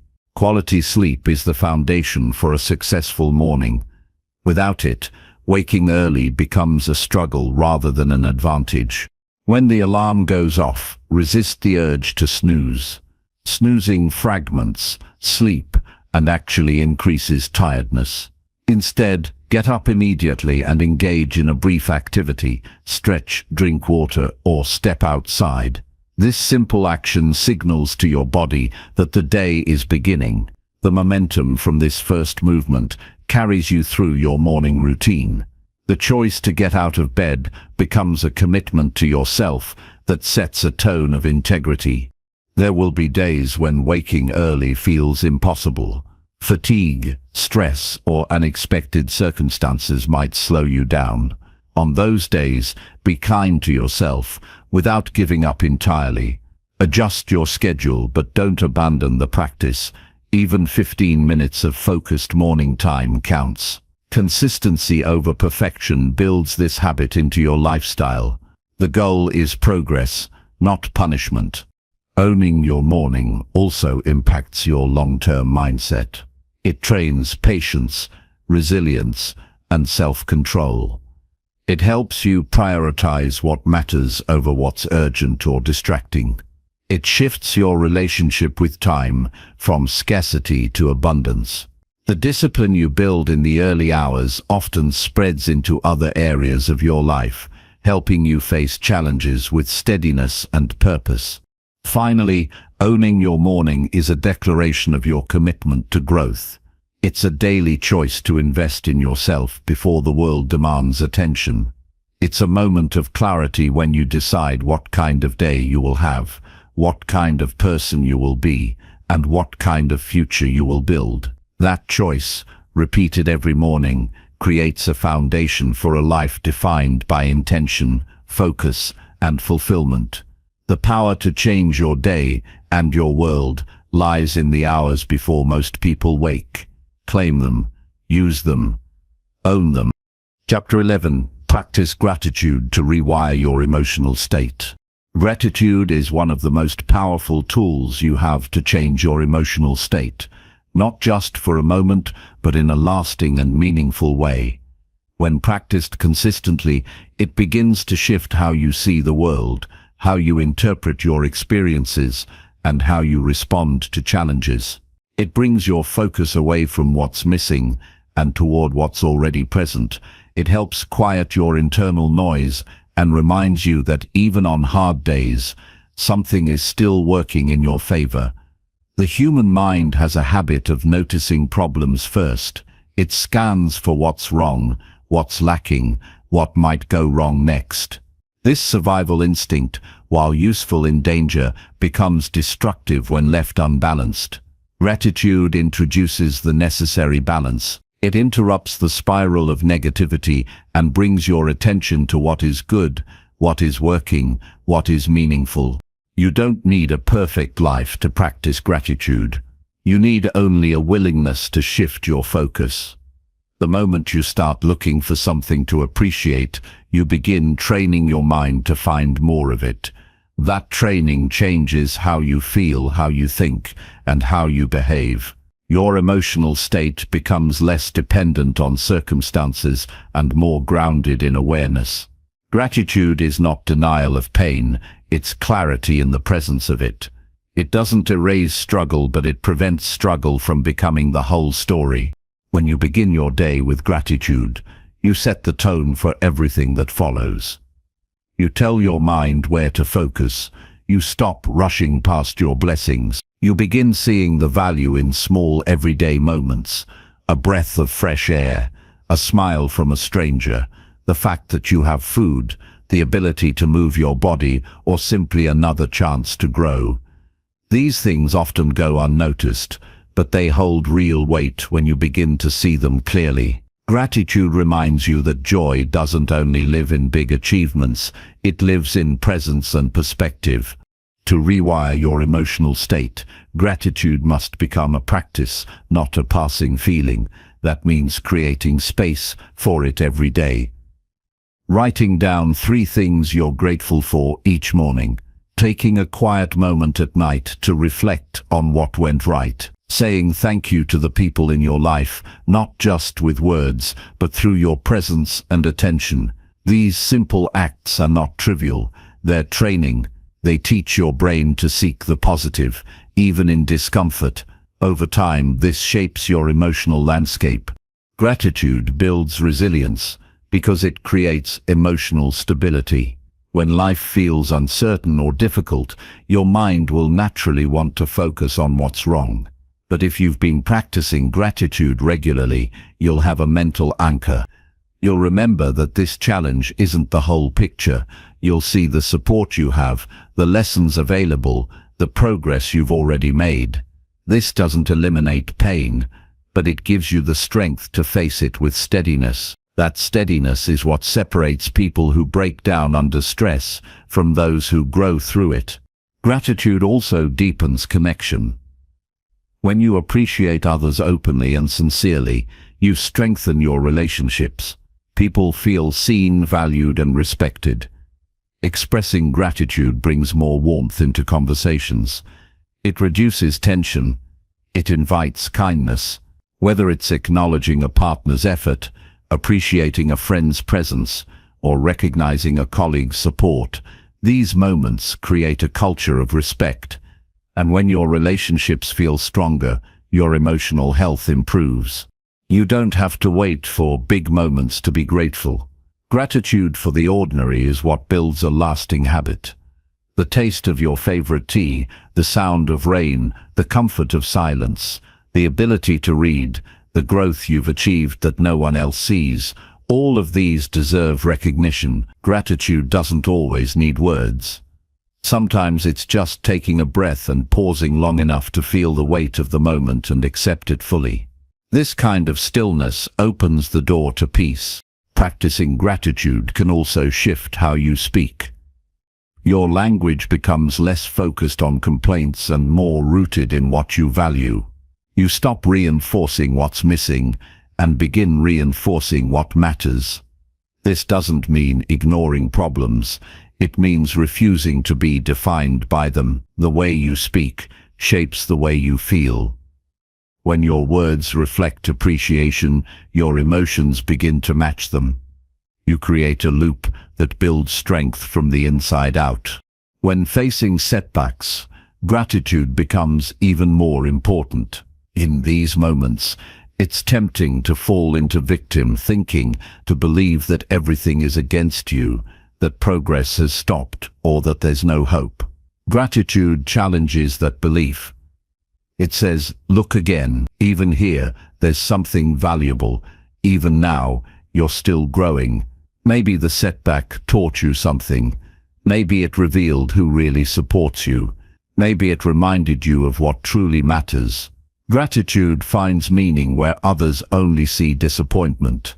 If you've been feeling overwhelmed, unmotivated, or anxious, chances are you've stopped noticing what's already good. Not because nothing is working, but because your attention has been hijacked by stress. Gratitude can pull your focus back to what grounds you. It reminds you that you are not powerless, that there are still things you can choose, that not everything is broken. This shift won't erase all difficulty, but it will give you the mental and emotional space to handle it more clearly. There's also a deeper layer to gratitude. It humbles you. It reminds you that much of what you enjoy came from someone else's effort. Someone grew your food, built your home, cleaned your streets, taught your teachers. Someone forgave you. Someone stood by you. Someone made sacrifices that opened doors for your life to be what it is today. Gratitude acknowledges the invisible labor behind the scenes and keeps you connected to a larger human story. This awareness softens pride and strengthens compassion. Gratitude isn't about pretending everything is perfect. It's about staying aware of what is still good in the midst of imperfection. It's about seeing light in dark places, not by denying the dark, but by refusing to let it block your view. You can practice gratitude and still work for change. You can be thankful and still want more. Gratitude and ambition are not enemies. In fact, the more grateful you are for what you have, the more energy you have to build what's next. Practicing gratitude is also a form of self-respect. When you notice and appreciate what you've been through, how far you've come, and what you've survived, you build confidence. You stop needing approval from others because you're already seeing your own value. Gratitude helps you measure growth, not just in achievements, but in strength, wisdom, and character. That's where lasting self-worth begins. You don't need to wait until your life is perfect to feel grateful. Start where you are, with what you have. In the middle of your uncertainty, the practice of gratitude is not just for the days that feel good, it's for the days that feel heavy too. Especially then, because that's when you need the reminder that even now, even here, there's something to hold on to, something to honor, something to carry forward. By practicing gratitude consistently, you don't just improve your mood, you change the way your brain works. You interrupt negative patterns. You reinforce positive emotions. You create a mindset of strength, peace, and resilience that becomes your emotional foundation. This isn't magic, it's discipline. It's a habit, and it's available to you every day. Gratitude is not something you find, it's something you choose.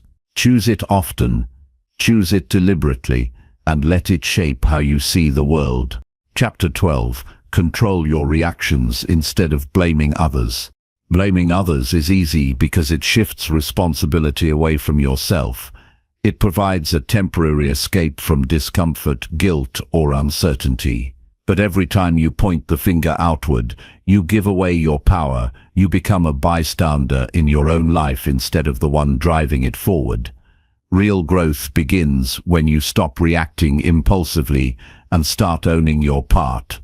You cannot always control what happens around you, but you can always control how you respond. That choice, again and again, determines the quality of your relationships, your peace of mind, and your future. When something goes wrong, the mind immediately seeks a reason. Often that search becomes a hunt for someone to blame. It might be your parents, your partner, your boss, or even a stranger who crossed your path. But placing blame doesn't solve the problem. It delays resolution. It keeps you emotionally stuck and mentally distracted. Instead of focusing on what you can do, you stay tangled in what others did or didn't do. That mindset breeds frustration, resentment, and helplessness. And over time, it becomes a habit. The habit of blaming is deeply rooted in ego. It's the mind's way of protecting itself from the discomfort of being wrong, from the fear of imperfection, or from the sting of failure. But what ego shields, wisdom reveals. The moment you choose to look within instead of outward is the moment you reclaim the ability to grow. Self-control does not mean weakness. It means strength under discipline. It's the ability to pause, to breathe, and to respond with clarity rather than react out of emotion. Reactions come quickly. They are impulsive and usually emotionally charged. They are born from habit, from unresolved pain, from past experiences you haven't fully examined. If you've been hurt before, your reactions are likely shaped by that pain. If you've been disappointed often, you might respond with mistrust or anger. But awareness changes everything. When you become aware of your emotional triggers, you gain the power to interrupt them. You begin to respond from a place of choice, not compulsion. Learning to control your reactions begins with slowing down. It starts in the moment you feel tension rising. The moment someone says something that bothers you, or when life throws something unexpected your way. Instead of snapping, shutting down, or lashing out, you give yourself a pause. That pause is powerful. It allows you to ask, what am I really feeling right now? What story am I telling myself about this moment? What outcome do I want? And what response will help me move toward it? That level of reflection doesn't come naturally. It must be practiced. In difficult conversations, the instinct to defend yourself can be strong, especially when you feel attacked or misunderstood. But reacting defensively rarely creates resolution. It often escalates tension. Responding with curiosity, patience, or silence can be far more powerful. You can acknowledge someone's point of view without agreeing with it. You can stand firm without being aggressive. You can walk away without being disrespectful. Controlling your reactions does not mean suppressing your emotions. It means choosing a response that reflects your values rather than your temporary feelings. Blaming others also keeps you from seeing your patterns. If you always blame your partner for conflict, you miss the opportunity to reflect on your communication. If you always blame your job for your stress, you avoid examining how you manage boundaries. If you always blame time for your lack of progress, you never address your discipline. Accountability is not about guilt, it's about ownership. When you accept responsibility for your reactions, you become more powerful, not more burdened. Life is unpredictable. People will disappoint you, plans will fall apart, unexpected problems will arise.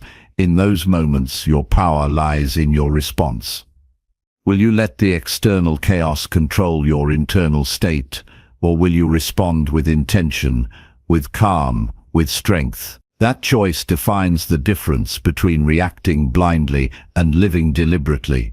Reacting without thought often causes regret. Responding with intention bids respect, both for yourself and from others. One of the most mature forms of emotional strength is not needing to have the last word, not needing to win every argument, not needing to prove someone else wrong. Sometimes the wisest thing you can do is walk away, not in defeat but in peace, because your energy is too valuable to waste on things that don't move you forward. When you stop blaming, you start building. You build understanding, you build patience, you build resilience, and all of that adds strength to your character. No one else is responsible for how you feel, how you act, or how you grow. People can influence your environment, but your internal state is yours to manage. It's your responsibility to work through anger, not dump it on others. It's your job to heal your wounds so they don't keep leading onto your relationships. When you accept that truth, you move from victim to leader. You stop waiting for others to change and start doing the hard work of changing yourself. It takes discipline to sit with uncomfortable emotions without releasing them on someone else. It takes courage to admit you were wrong or overreacted. It takes strength to take responsibility for your tone, your words, your timing. But each time you do that, you grow, you gain more control over your inner world. You become less reactive and more grounded, and that steadiness becomes one of your greatest assets. There will always be people who act carelessly, speak harshly, or push your buttons, but how you respond to them is always within your control. You do not have to match their energy, you do not have to become them. You can choose dignity, you can choose maturity, you can choose silence when it's needed, and direct words when they're useful. This is not passive, it is powerful. It is the practice of becoming the kind of person you respect. You are not your emotions. You are the one observing them, the one choosing what to do with them. The more you practice that awareness, the more space you create between stimulus and response. In that space is your freedom. Freedom from regret. Freedom from repeating old cycles. Freedom from being emotionally manipulated by others. That freedom is not given. It's built, and it starts with a simple decision. I will control my reactions. I will stop blaming others. I will lead myself with strength. Blame keeps you focused on the past. Ownership moves you toward the future. Blame points fingers. Ownership points forward. Blame creates conflict. Ownership creates solutions. When you shift from blame to responsibility, you become a force of clarity and calm in a world that often thrives on noise. That calmness is not weakness. It's strength earned through self-awareness and discipline. It's a reflection of someone who has decided to live on their own terms. The next time you feel triggered, slow down, breathe, observe. Ask yourself what reaction will align with who you want to be, not what your emotions want you to do. In that moment, you'll feel the pull of habit and the possibility of growth. Choose growth, not because it's easy, but because it's necessary. Every time you do, you train your mind to follow your principles, not your impulses. That training is how you become emotionally free. That freedom is how you begin to shape your life from the inside out. Chapter 13. Stay consistent even when motivation fades away. Consistency is what builds the bridge between where you are and where you want to go. It is the act of showing up for your goals, even when the feeling of excitement has faded, even when the road becomes dull, and even when no one is watching. Motivation is temporary, and it cannot be relied on to carry you through the tough, boring, or lonely moments. It can spark action, but it cannot sustain it. That is the role of discipline, structure, and commitment. When motivation disappears, what remains is your choice to keep going anyway, not because it's fun, but because it's necessary. There will be days when everything feels heavy, days when progress feels invisible, and effort feels wasted. These are the moments when most people stop. Not because the goal is unreachable, but because their actions depended too much on emotion. Consistency is the antidote to this pattern. It is the habit of returning to your work, your health, your priorities, regardless of how inspired you feel. You wake up, and you do what needs to be done. You stop negotiating with excuses. You stop waiting for perfect conditions. You stop listening to the voice that tells you today doesn't matter. When you rely on motivation alone, your results will always be unstable. You will have good weeks and bad weeks, productive days followed by empty ones, promises made and broken. But when you commit to consistency, your progress becomes reliable. You take control of your habits. You create structure that supports your goals. You learn that success is not about one big burst of effort. It is about steady, repeated steps that build momentum over time. The strongest people are not always the most talented or the most excited. They are the most consistent. You will be tempted to stop. You will question whether it's worth it. You will doubt your abilities, your pace, and your path. But consistency is not about never doubting. It is about not letting doubt decide for you. You keep showing up. You keep putting in the work. You keep adjusting without quitting. Progress doesn't come in a straight line. Some days feel flat. Some days feel like setbacks. But the person who keeps going eventually surpasses the person who only moves when conditions are perfect. Consistency builds character. It teaches patience, humility, and endurance. It shows you what you're made of when things stop being exciting. It strengthens your ability to trust yourself. Every day you follow through on what you said you'd do. You build integrity. You send yourself a message that your word matters, even when no one is there to see it. That kind of self-trust is rare. It's quiet, but it's powerful. It makes you reliable. It makes you strong from the inside out.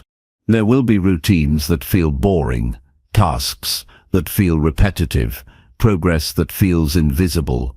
These are the moments where consistency matters most. You show up for the process, not just the outcome. You stop chasing constant results and start focusing on who you are becoming. That shift in mindset turns ordinary days into meaningful steps forward. Not every day will bring a breakthrough, but every day of consistency will bring you closer. It helps to create systems that make consistency easier. Instead of relying on willpower, build habits that trigger action automatically. Set clear routines. Create specific time blocks for what matters most. Limit decisions and distractions. Track your progress, no matter how small. Structure removes friction. It helps you avoid the trap of waiting until you feel like it. If you design your day to support your goals, consistency becomes less about discipline and more about routine. Accountability can strengthen your commitment. Share your goals with someone you trust. Reflect on your progress regularly.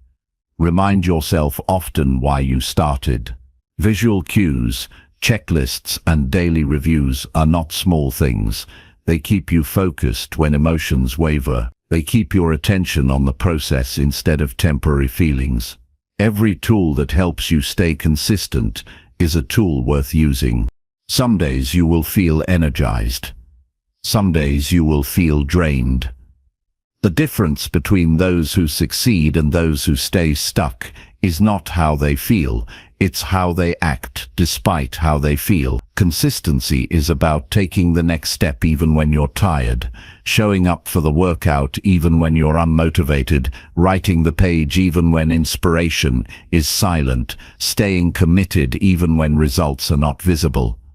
You keep moving, even if it's slower than yesterday, because slow progress is still progress. It still counts. You must stop expecting to feel ready all the time.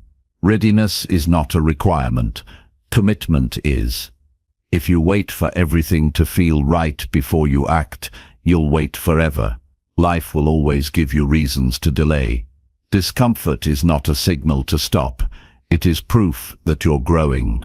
Consistency requires the maturity to act even when it's hard, the resilience to start again when you fall off track, and the humility to keep going even when it's not glamorous.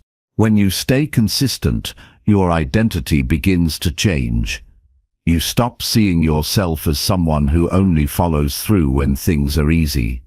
You start seeing yourself as someone who is reliable, focused, and strong. That identity shift becomes fuel.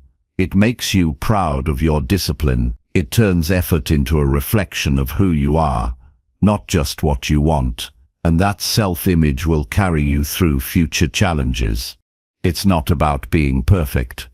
You will miss days, you will get distracted, you will fall short. But consistency is not about never falling, it's about getting back up without delay. The quicker you return to your routine, the less damage is done. One missed day is a break. 2 missed days is the start of a new habit. Protect your streak. Protect your structure. You worked hard to build it. Don't throw it away over one bad day. There is freedom in consistency. When you no longer depend on how you feel to do what's right, you gain a sense of stability. You reduce decision fatigue. You avoid guilt and regret. You build a rhythm that carries you forward even when life gets heavy. That rhythm is your foundation. It keeps you grounded. It keeps you sharp. It keeps you moving when motivation is nowhere to be found. Eventually, you stop needing constant reminders. The habit becomes part of you. What was once difficult becomes normal. What was once a struggle becomes second nature, and that transformation only happens through repetition. You cannot think your way into success. You must act your way into it, daily, deliberately, repeatedly. There are no shortcuts, no hacks that replace the value of consistency. It's the least glamorous part of success, but it's the most important. The world is full of talented people who never finish, excited people who never follow through, and motivated people who never build anything lasting. What they lack is not skill, it's consistency. The difference between average and excellent is often just this: who kept going. No one will stay motivated forever, but anyone can stay consistent. That decision is always available. That action is always within your control, and every day you choose to act, regardless of how you feel, you become more disciplined, more capable, more unstoppable. Stay consistent, especially when you don't feel like it. That's when it matters the most. That's when the transformation happens. That's how you rise. Chapter 14. Reflect on your day before going to sleep. Each night before you fall asleep, you are given a powerful opportunity to check in with yourself in a way that few people take advantage of. The world grows quiet, distractions fade, and your mind finally has space to review the day you just lived. This moment of reflection is not a luxury, It's a practice that can sharpen your awareness, strengthen your discipline, and bring clarity to your journey. If you want to grow steadily, if you want to be more intentional with your time, and if you truly want to change how you live, the day must not end without a review. Reflecting on your day is not about overthinking or reliving your mistakes. It is about learning from experience, instead of letting it pass without meaning. Each day holds lessons, some obvious, some subtle. But if you never pause to examine what happened, how you behaved, what you felt and why you reacted the way you did, you lose the chance to improve. The point is not to judge yourself, but to understand yourself more deeply and take responsibility for your own development. Before going to sleep, ask yourself a few direct questions. What did I do well today? What did I avoid that I should have faced? How did I treat others? Was I patient or reactive? Did I live according to my values? These questions are not meant to shame you, but to remind you that your actions either align with the person you want to become, or they don't. The more honest you are, the faster you grow.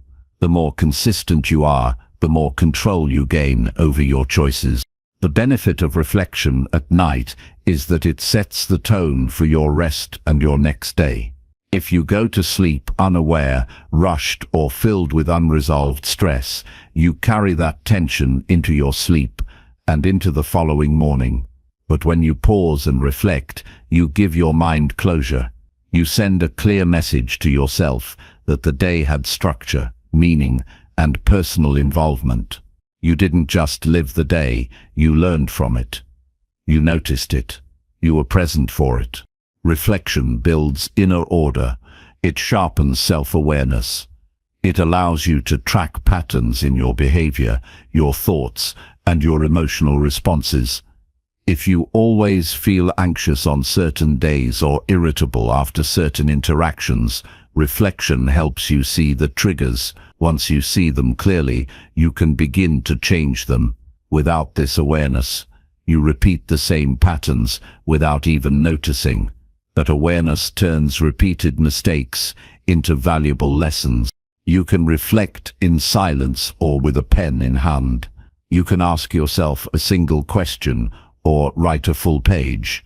What matters is that you stay consistent. The goal is to create space to review how you lived, not to impress anyone or to perform, but to quietly hold yourself accountable. In this process, even small wins become visible.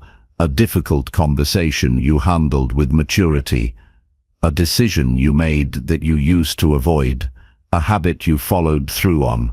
These are the bricks that build confidence, and they often go unnoticed unless you slow down to see them. Nighttime reflection also helps you release the weight you don't need to carry. Some things didn't go well.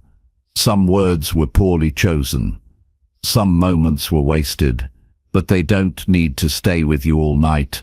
Acknowledge what happened. Accept responsibility. Forgive yourself, and commit to doing better tomorrow. Holding on to regret without reflection leads to guilt, but reflection turns regret into resolve. It gives your mind a way to close the day with peace instead of tension.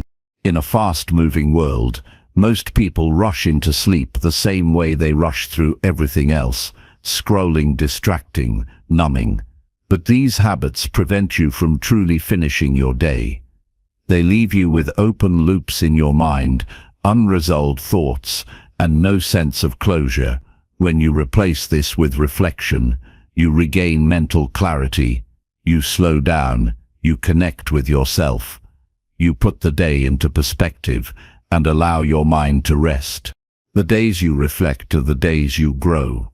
It's not about doing more, it's about noticing more, being aware of where your time went, recognizing what drained you, celebrating what energized you. These observations give you insight to design your future days with more intention. If you notice you wasted hours on distractions, you can make a change. If you realize you avoided something difficult, You can plan to face it. Without reflection, improvement is blind. With reflection, improvement becomes intentional. Some nights your reflection will bring pride. Some nights it will bring discomfort. Both are useful. One builds confidence, the other builds direction. But neither will help you if you ignore them. So make it a habit to sit with your day before you sleep. Not with judgment, but with presence. Not with noise, but with clarity. The more regularly you do this, the more in control of your life you will feel. You will no longer just react to your days, you will begin to direct them. This habit is simple but powerful. It requires nothing but a few minutes and the willingness to be honest with yourself. You will not always like what you see, but facing it is where the growth begins. You will not always feel like doing it, but the discipline of doing it anyway builds strength. Over time you will begin to look forward to this moment.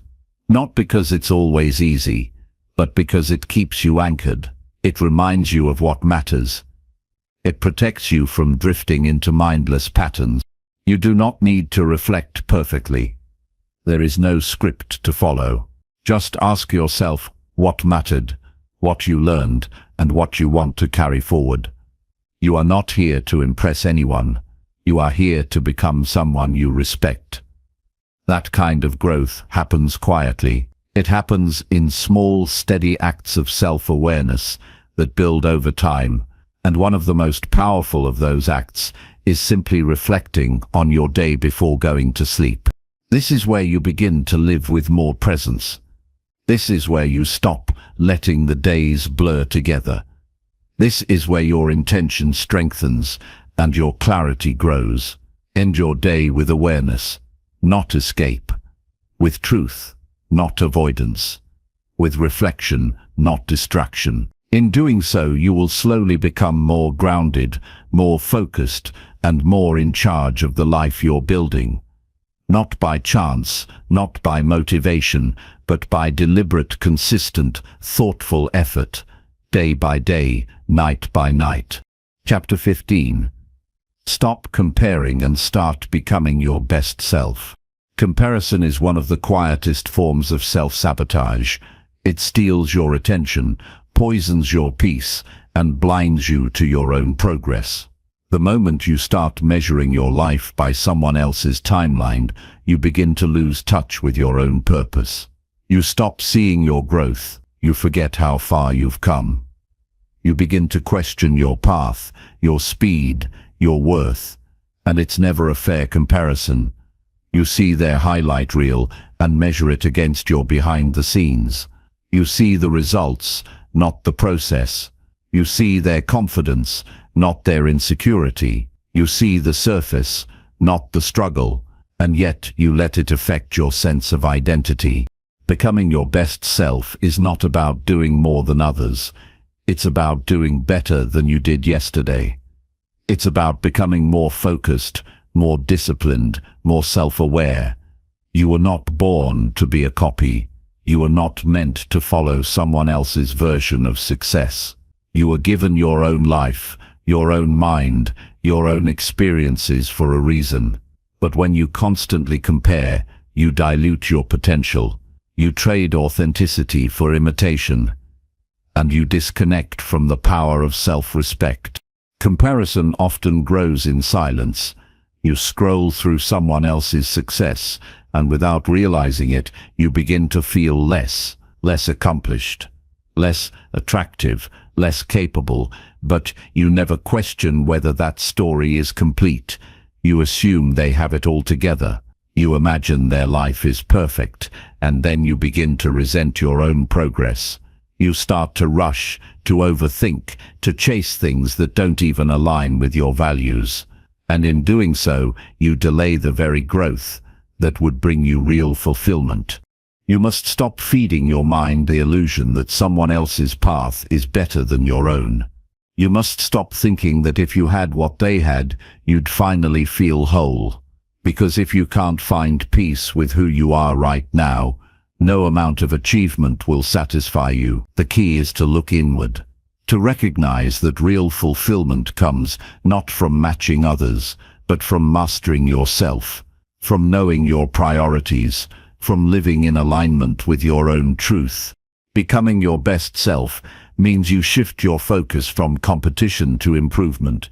It means you stop asking, "Why am I not like them?" and start asking, "What can I do to become more of who I want to be?" That question gives you back your power. It redirects your attention to where it belongs, on your own thoughts, actions, and decisions. Every day offers you a new chance to get better, not better than someone else, just better than who you were before. You grow when you learn to appreciate your own path, when you respect your timing, when you stop rushing and start building. Compassion leads to impatience. It makes you want shortcuts. It makes you feel like you're behind. But there's no such thing as behind when you're committed to your own growth. Everyone moves at a different pace. Everyone faces different battles. And if you truly knew what others carried in their minds and hearts, you'd stop wishing for their life. To break free from comparison, start by recognizing your triggers. Pay attention to what environments or habits make you feel inferior. Maybe it's certain people, certain apps, certain conversations. Don't pretend those things don't affect you.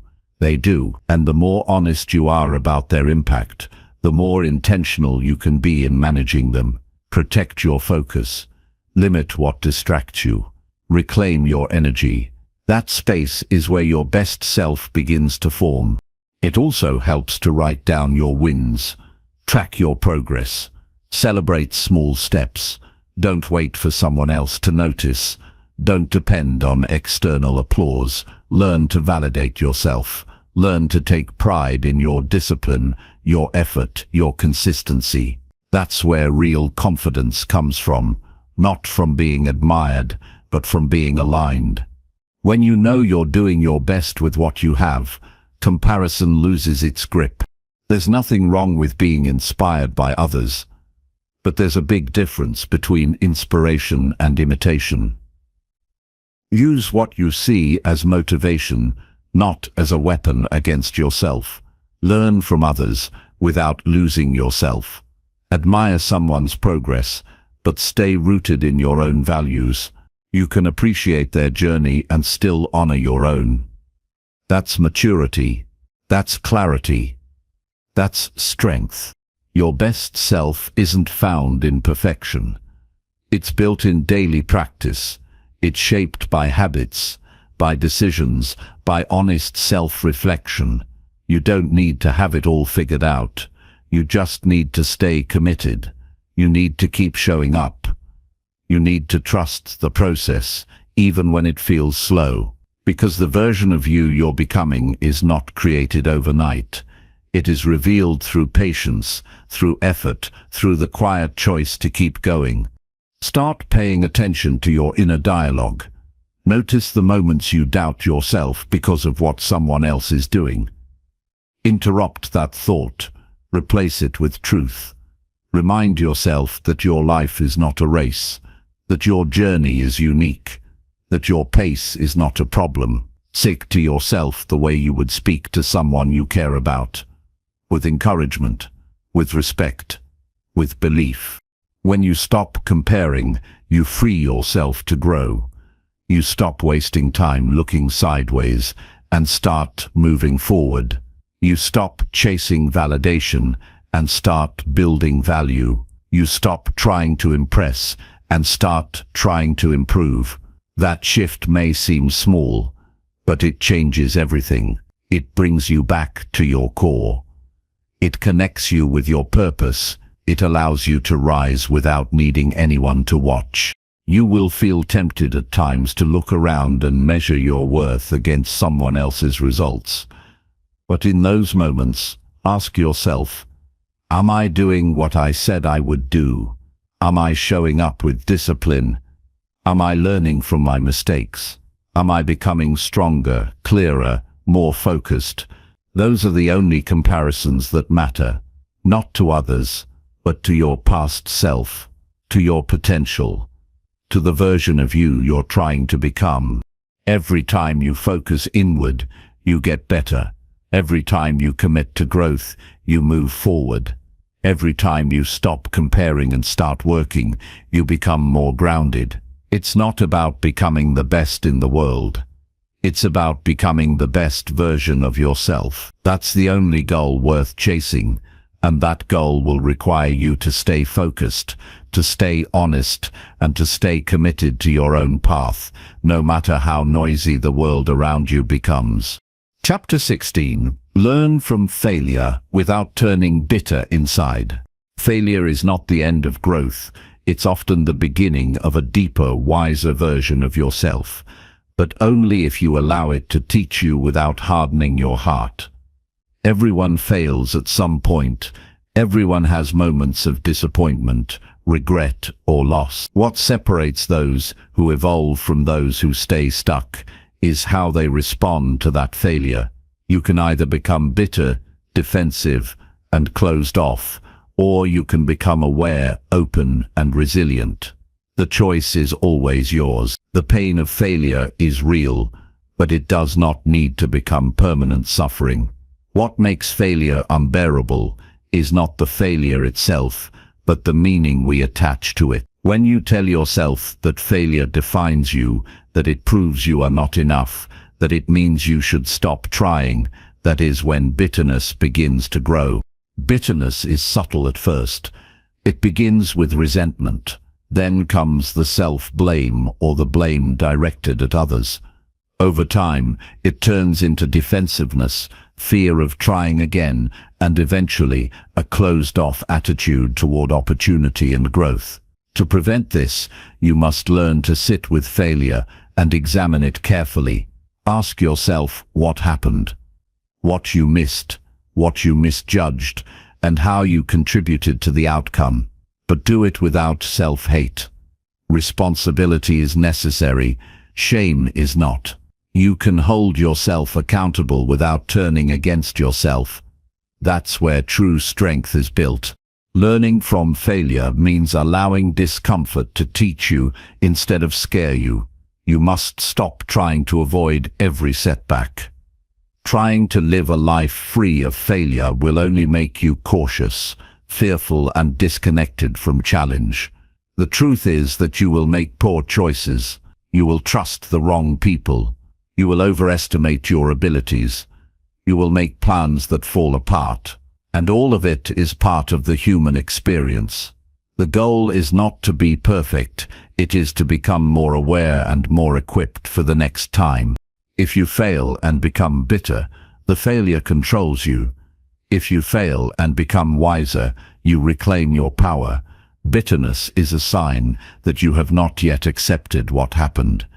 It is the refusal to process the loss with clarity and maturity. It is the emotional weight of unfinished inner work. Letting go of bitterness does not mean pretending the failure didn't hurt. It means refusing to carry that pain into every new chapter of your life. You acknowledge it, you feel it, but you do not let it turn you cold. Some failures feel unfair. Some come from outside forces that you could not control. But even then, there is always something to learn. Maybe it's how to protect your peace. Maybe it's how to choose more wisely. Maybe it's how to adjust your expectations or build more discipline. Every failure has a seed of wisdom. But that seed does not grow in a bitter mind. It needs space, attention, and reflection. If you rush past your failures without facing them, you will repeat them in different forms. To learn from failure, you must slow down and separate what happened from what you believe about yourself. You failed, but that does not mean you are a failure. You lost something, but that does not mean you are unworthy. You took a wrong turn, but that does not mean you are lost forever. This separation between the event and your identity is where healing begins. Without it, you'll carry a distorted self-image that prevents you from trying again. Many people get stuck in bitterness because they spend too much time replaying what went wrong instead of asking how to do better next time. They overthink, they replay conversations, they dwell on the past instead of focusing on new action. But healing from failure is not a passive process. It requires attention. It requires emotional honesty. It requires you to say, "This hurt, but I still have something to give. This didn't go as planned, but I am still capable of rising." The ability to try again without bitterness is one of the strongest forms of courage. It means you've processed the past without being owned by it. It means you felt the pain but didn't build a home inside it. It means you still believe in growth, even after being knocked down. That kind of courage doesn't come from pride. It comes from humility, from accepting that failure is part of life, from realizing that your worth does not increase or decrease based on outcomes, from knowing that you're not here to avoid failure, you're here to grow through it. Forgiveness plays a big part in releasing bitterness.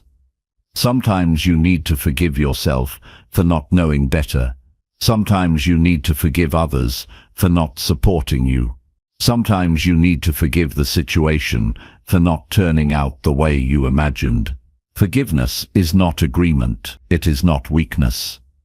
It is the decision to free yourself from emotional chains that no longer serve you. When you forgive, you make space for new insight. You make room for clarity. You create the emotional strength to learn without collapsing. You must give yourself permission to be both wounded and worthy, to be both disappointed and determined. The two can exist at the same time. You don't have to choose between feeling the pain and moving forward. In fact, feeling the pain is what allows you to move forward. Ignoring it only delays your growth. Pushing it away only deepens the bitterness. Facing it is what transforms it. You also need to change how you define failure. Most people define it as a result. But failure is not the end result. It's part of the process. You failed when you didn't try. You failed when you gave up. You failed when you avoided the lesson. But if you tried and fell and you reflected and adjusted, then you did not fail. You evolved. This shift in mindset helps you stop fearing failure. It helps you begin to use it, to embrace it, to respect it for what it is, a demanding but valuable teacher. You must also be careful who you listen to after failure. Some people will shame you, some will project their own fears onto you, some will see your failure as confirmation that success is impossible, but their words are not your truth. Be selective with the voices you allow into your recovery. Surround yourself with people who support growth, not perfection, who hold you accountable, not hostage, who believe in the long road, not just the shortcuts. In the end, the way you respond to failure says more about you than the failure itself. Do you take ownership, or do you blame? Do you reflect, or do you run? Do you rise, or do you retreat? Your answer shapes the next version of yourself, and with each response, you are either getting closer to who you want to be, or drifting further away. The goal is not to live without failure. The goal is to live without letting failure become your identity, to fall and rise again without bitterness, to grow through the pain instead of avoiding it, to become emotionally stronger, mentally clearer, and more grounded after every setback. Because life will test you. It will challenge your beliefs. It will confront your plans. But if you are willing to learn instead of harden, to reflect instead of resent, you will not just recover, you will rise better than before. A clear goal gives your energy a target. It narrows your attention and filters your decisions. It tells you what to say yes to and what to ignore. Without it, every distraction looks important. Every delay feels acceptable. Every excuse sounds valid. But once you write down a specific goal, your priorities shift. Your time becomes more valuable. Your effort becomes more focused.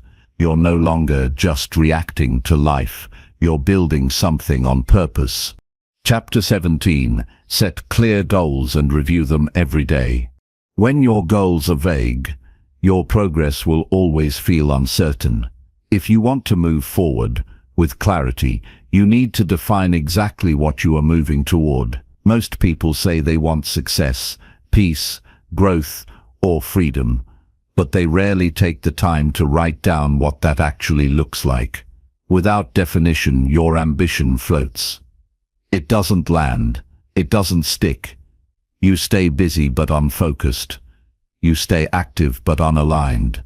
To change that, you must take ownership of your direction by setting clear goals and reviewing them every day with focus and intention.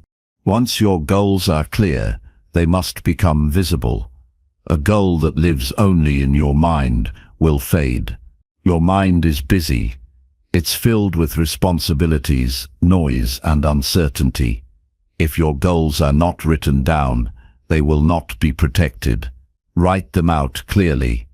Keep them in front of you. Use a notebook, a digital reminder, or a simple card you carry in your pocket.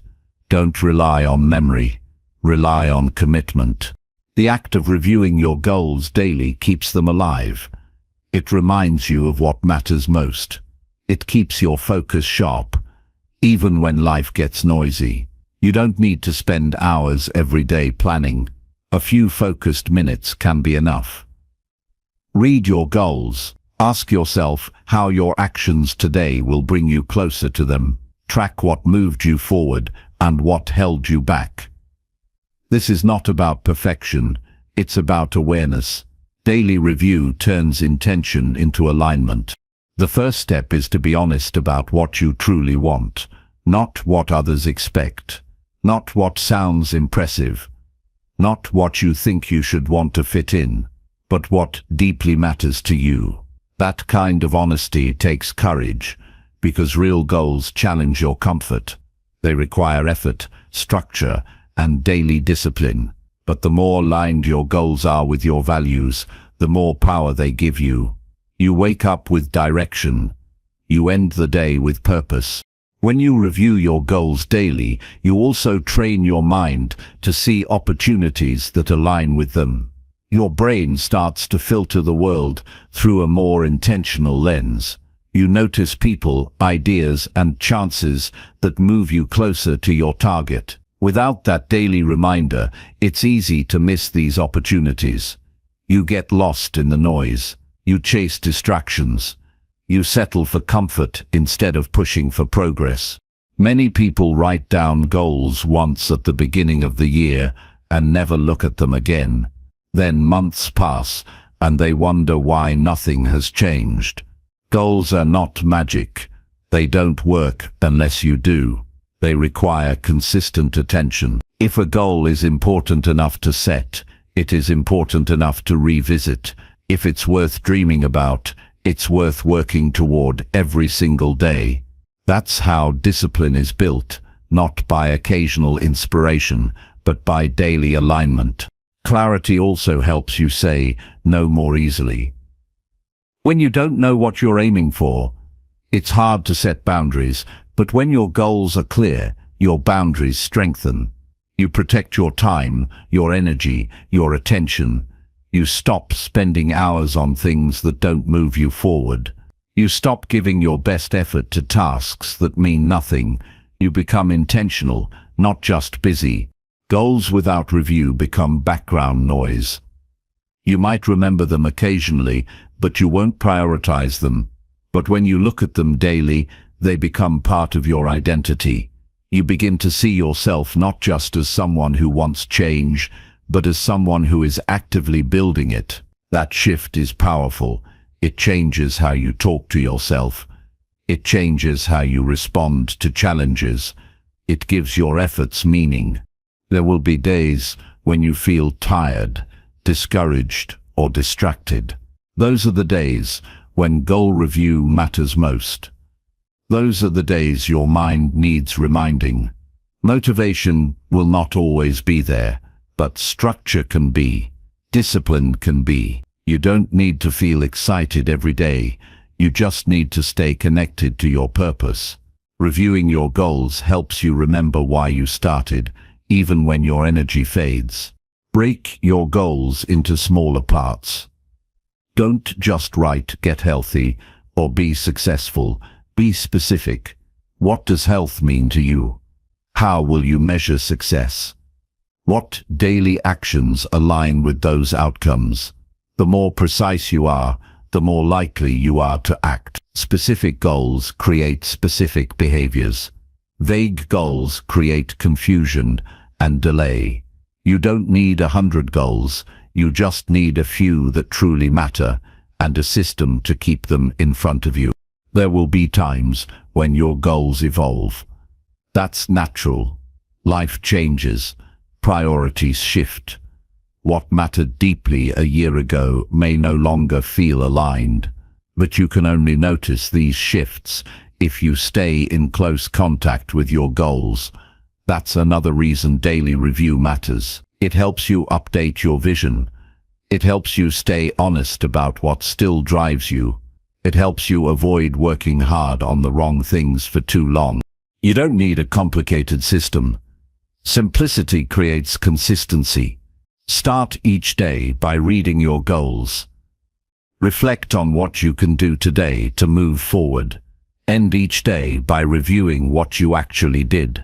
That's it. Just that simple practice creates momentum. It helps you course correct when you drift. It reminds you that every day counts, that every choice adds up, that the life you want is not found in giant leaps. It's built one clear, consistent step at a time. Some people avoid setting goals because they fear failure. They fear being disappointed. But avoiding goals is not protection, it's disconnection. Without goals, you drift. You settle, you become reactive instead of proactive. But when you define a goal, you reclaim your direction. You decide that your life matters enough to plan for it, that your effort is worth organizing, that your future is worth shaping. A clear goal is a promise to yourself. A daily review is proof that you intend to keep it. You don't need to be perfect. You don't need to always get it right. You just need to stay engaged, stay honest, stay willing to adjust. Keep your vision in front of you. Keep your focus on what matters. The results will come not from wishing or waiting, but from clear action taken over time. Chapter 18. Remove distractions that waste your energy daily. When your goals become part of your daily mindset, you start to live differently. You make better decisions. You take smarter risks. You push through resistance with more ease. You become more intentional, more productive, and more grounded. And that is how progress happens. Not in dramatic moments, but in steady effort, built on clarity, reviewed with discipline, and lived with purpose. Distractions are not always obvious. Some are disguised as obligations. Others appear as entertainment, comfort, or even productivity. But they all share the same effect. They steal your attention and drain your energy. Every time you shift focus toward something unimportant, you lose time that could have been used to grow. Every time you engage in something that doesn't serve your values, you reinforce habits that hold you back. Most people don't realize how much energy they lose each day, simply because they haven't taken the time to remove distractions that no longer belong in their lives. If you want to improve your life, you must take control of your attention. Your ability to focus determines your progress, and in a world full of noise, your focus becomes your greatest competitive edge. It allows you to go deep while others remain shallow. It allows you to finish what you start while others are pulled in 1,000 directions. But this kind of focus doesn't happen by accident. It must be protected. You must learn to say no to things that pull you away from your values, your purpose, and your goals. Start by identifying the distractions that consume your mental space. These could be apps you open without thinking, conversations that go nowhere, or habits that numb your mind instead of restoring it. Write them down. Be specific. Don't just say phone or social media. List exactly what you do, when you do it, and how it makes you feel afterward. Awareness is the first step toward discipline. If you don't track what drains you, you'll never fully understand what you're giving away. To take back control, you must simplify your environment. Design your space in a way that encourages focus. Remove clutter. Turn off notifications that do not add value. Block out time for deep work and protect it fiercely. Use tools only if they serve your clarity. Your environment shapes your habits. If you surround yourself with distractions, you will act distracted. If you surround yourself with purpose, you will act with intention. There is a cost to distraction. Every time you check your phone while doing deep work, you reset your brain's focus. Every time you say yes to something out of guilt, you say no to something meaningful. Every time you let someone else's urgency become your priority, you lose a piece of your own momentum. The price is not always visible, but it adds up. Distraction creates delay. Delay creates frustration, and frustration weakens your motivation over time. Many people underestimate how much emotional energy is wasted on things they can't control.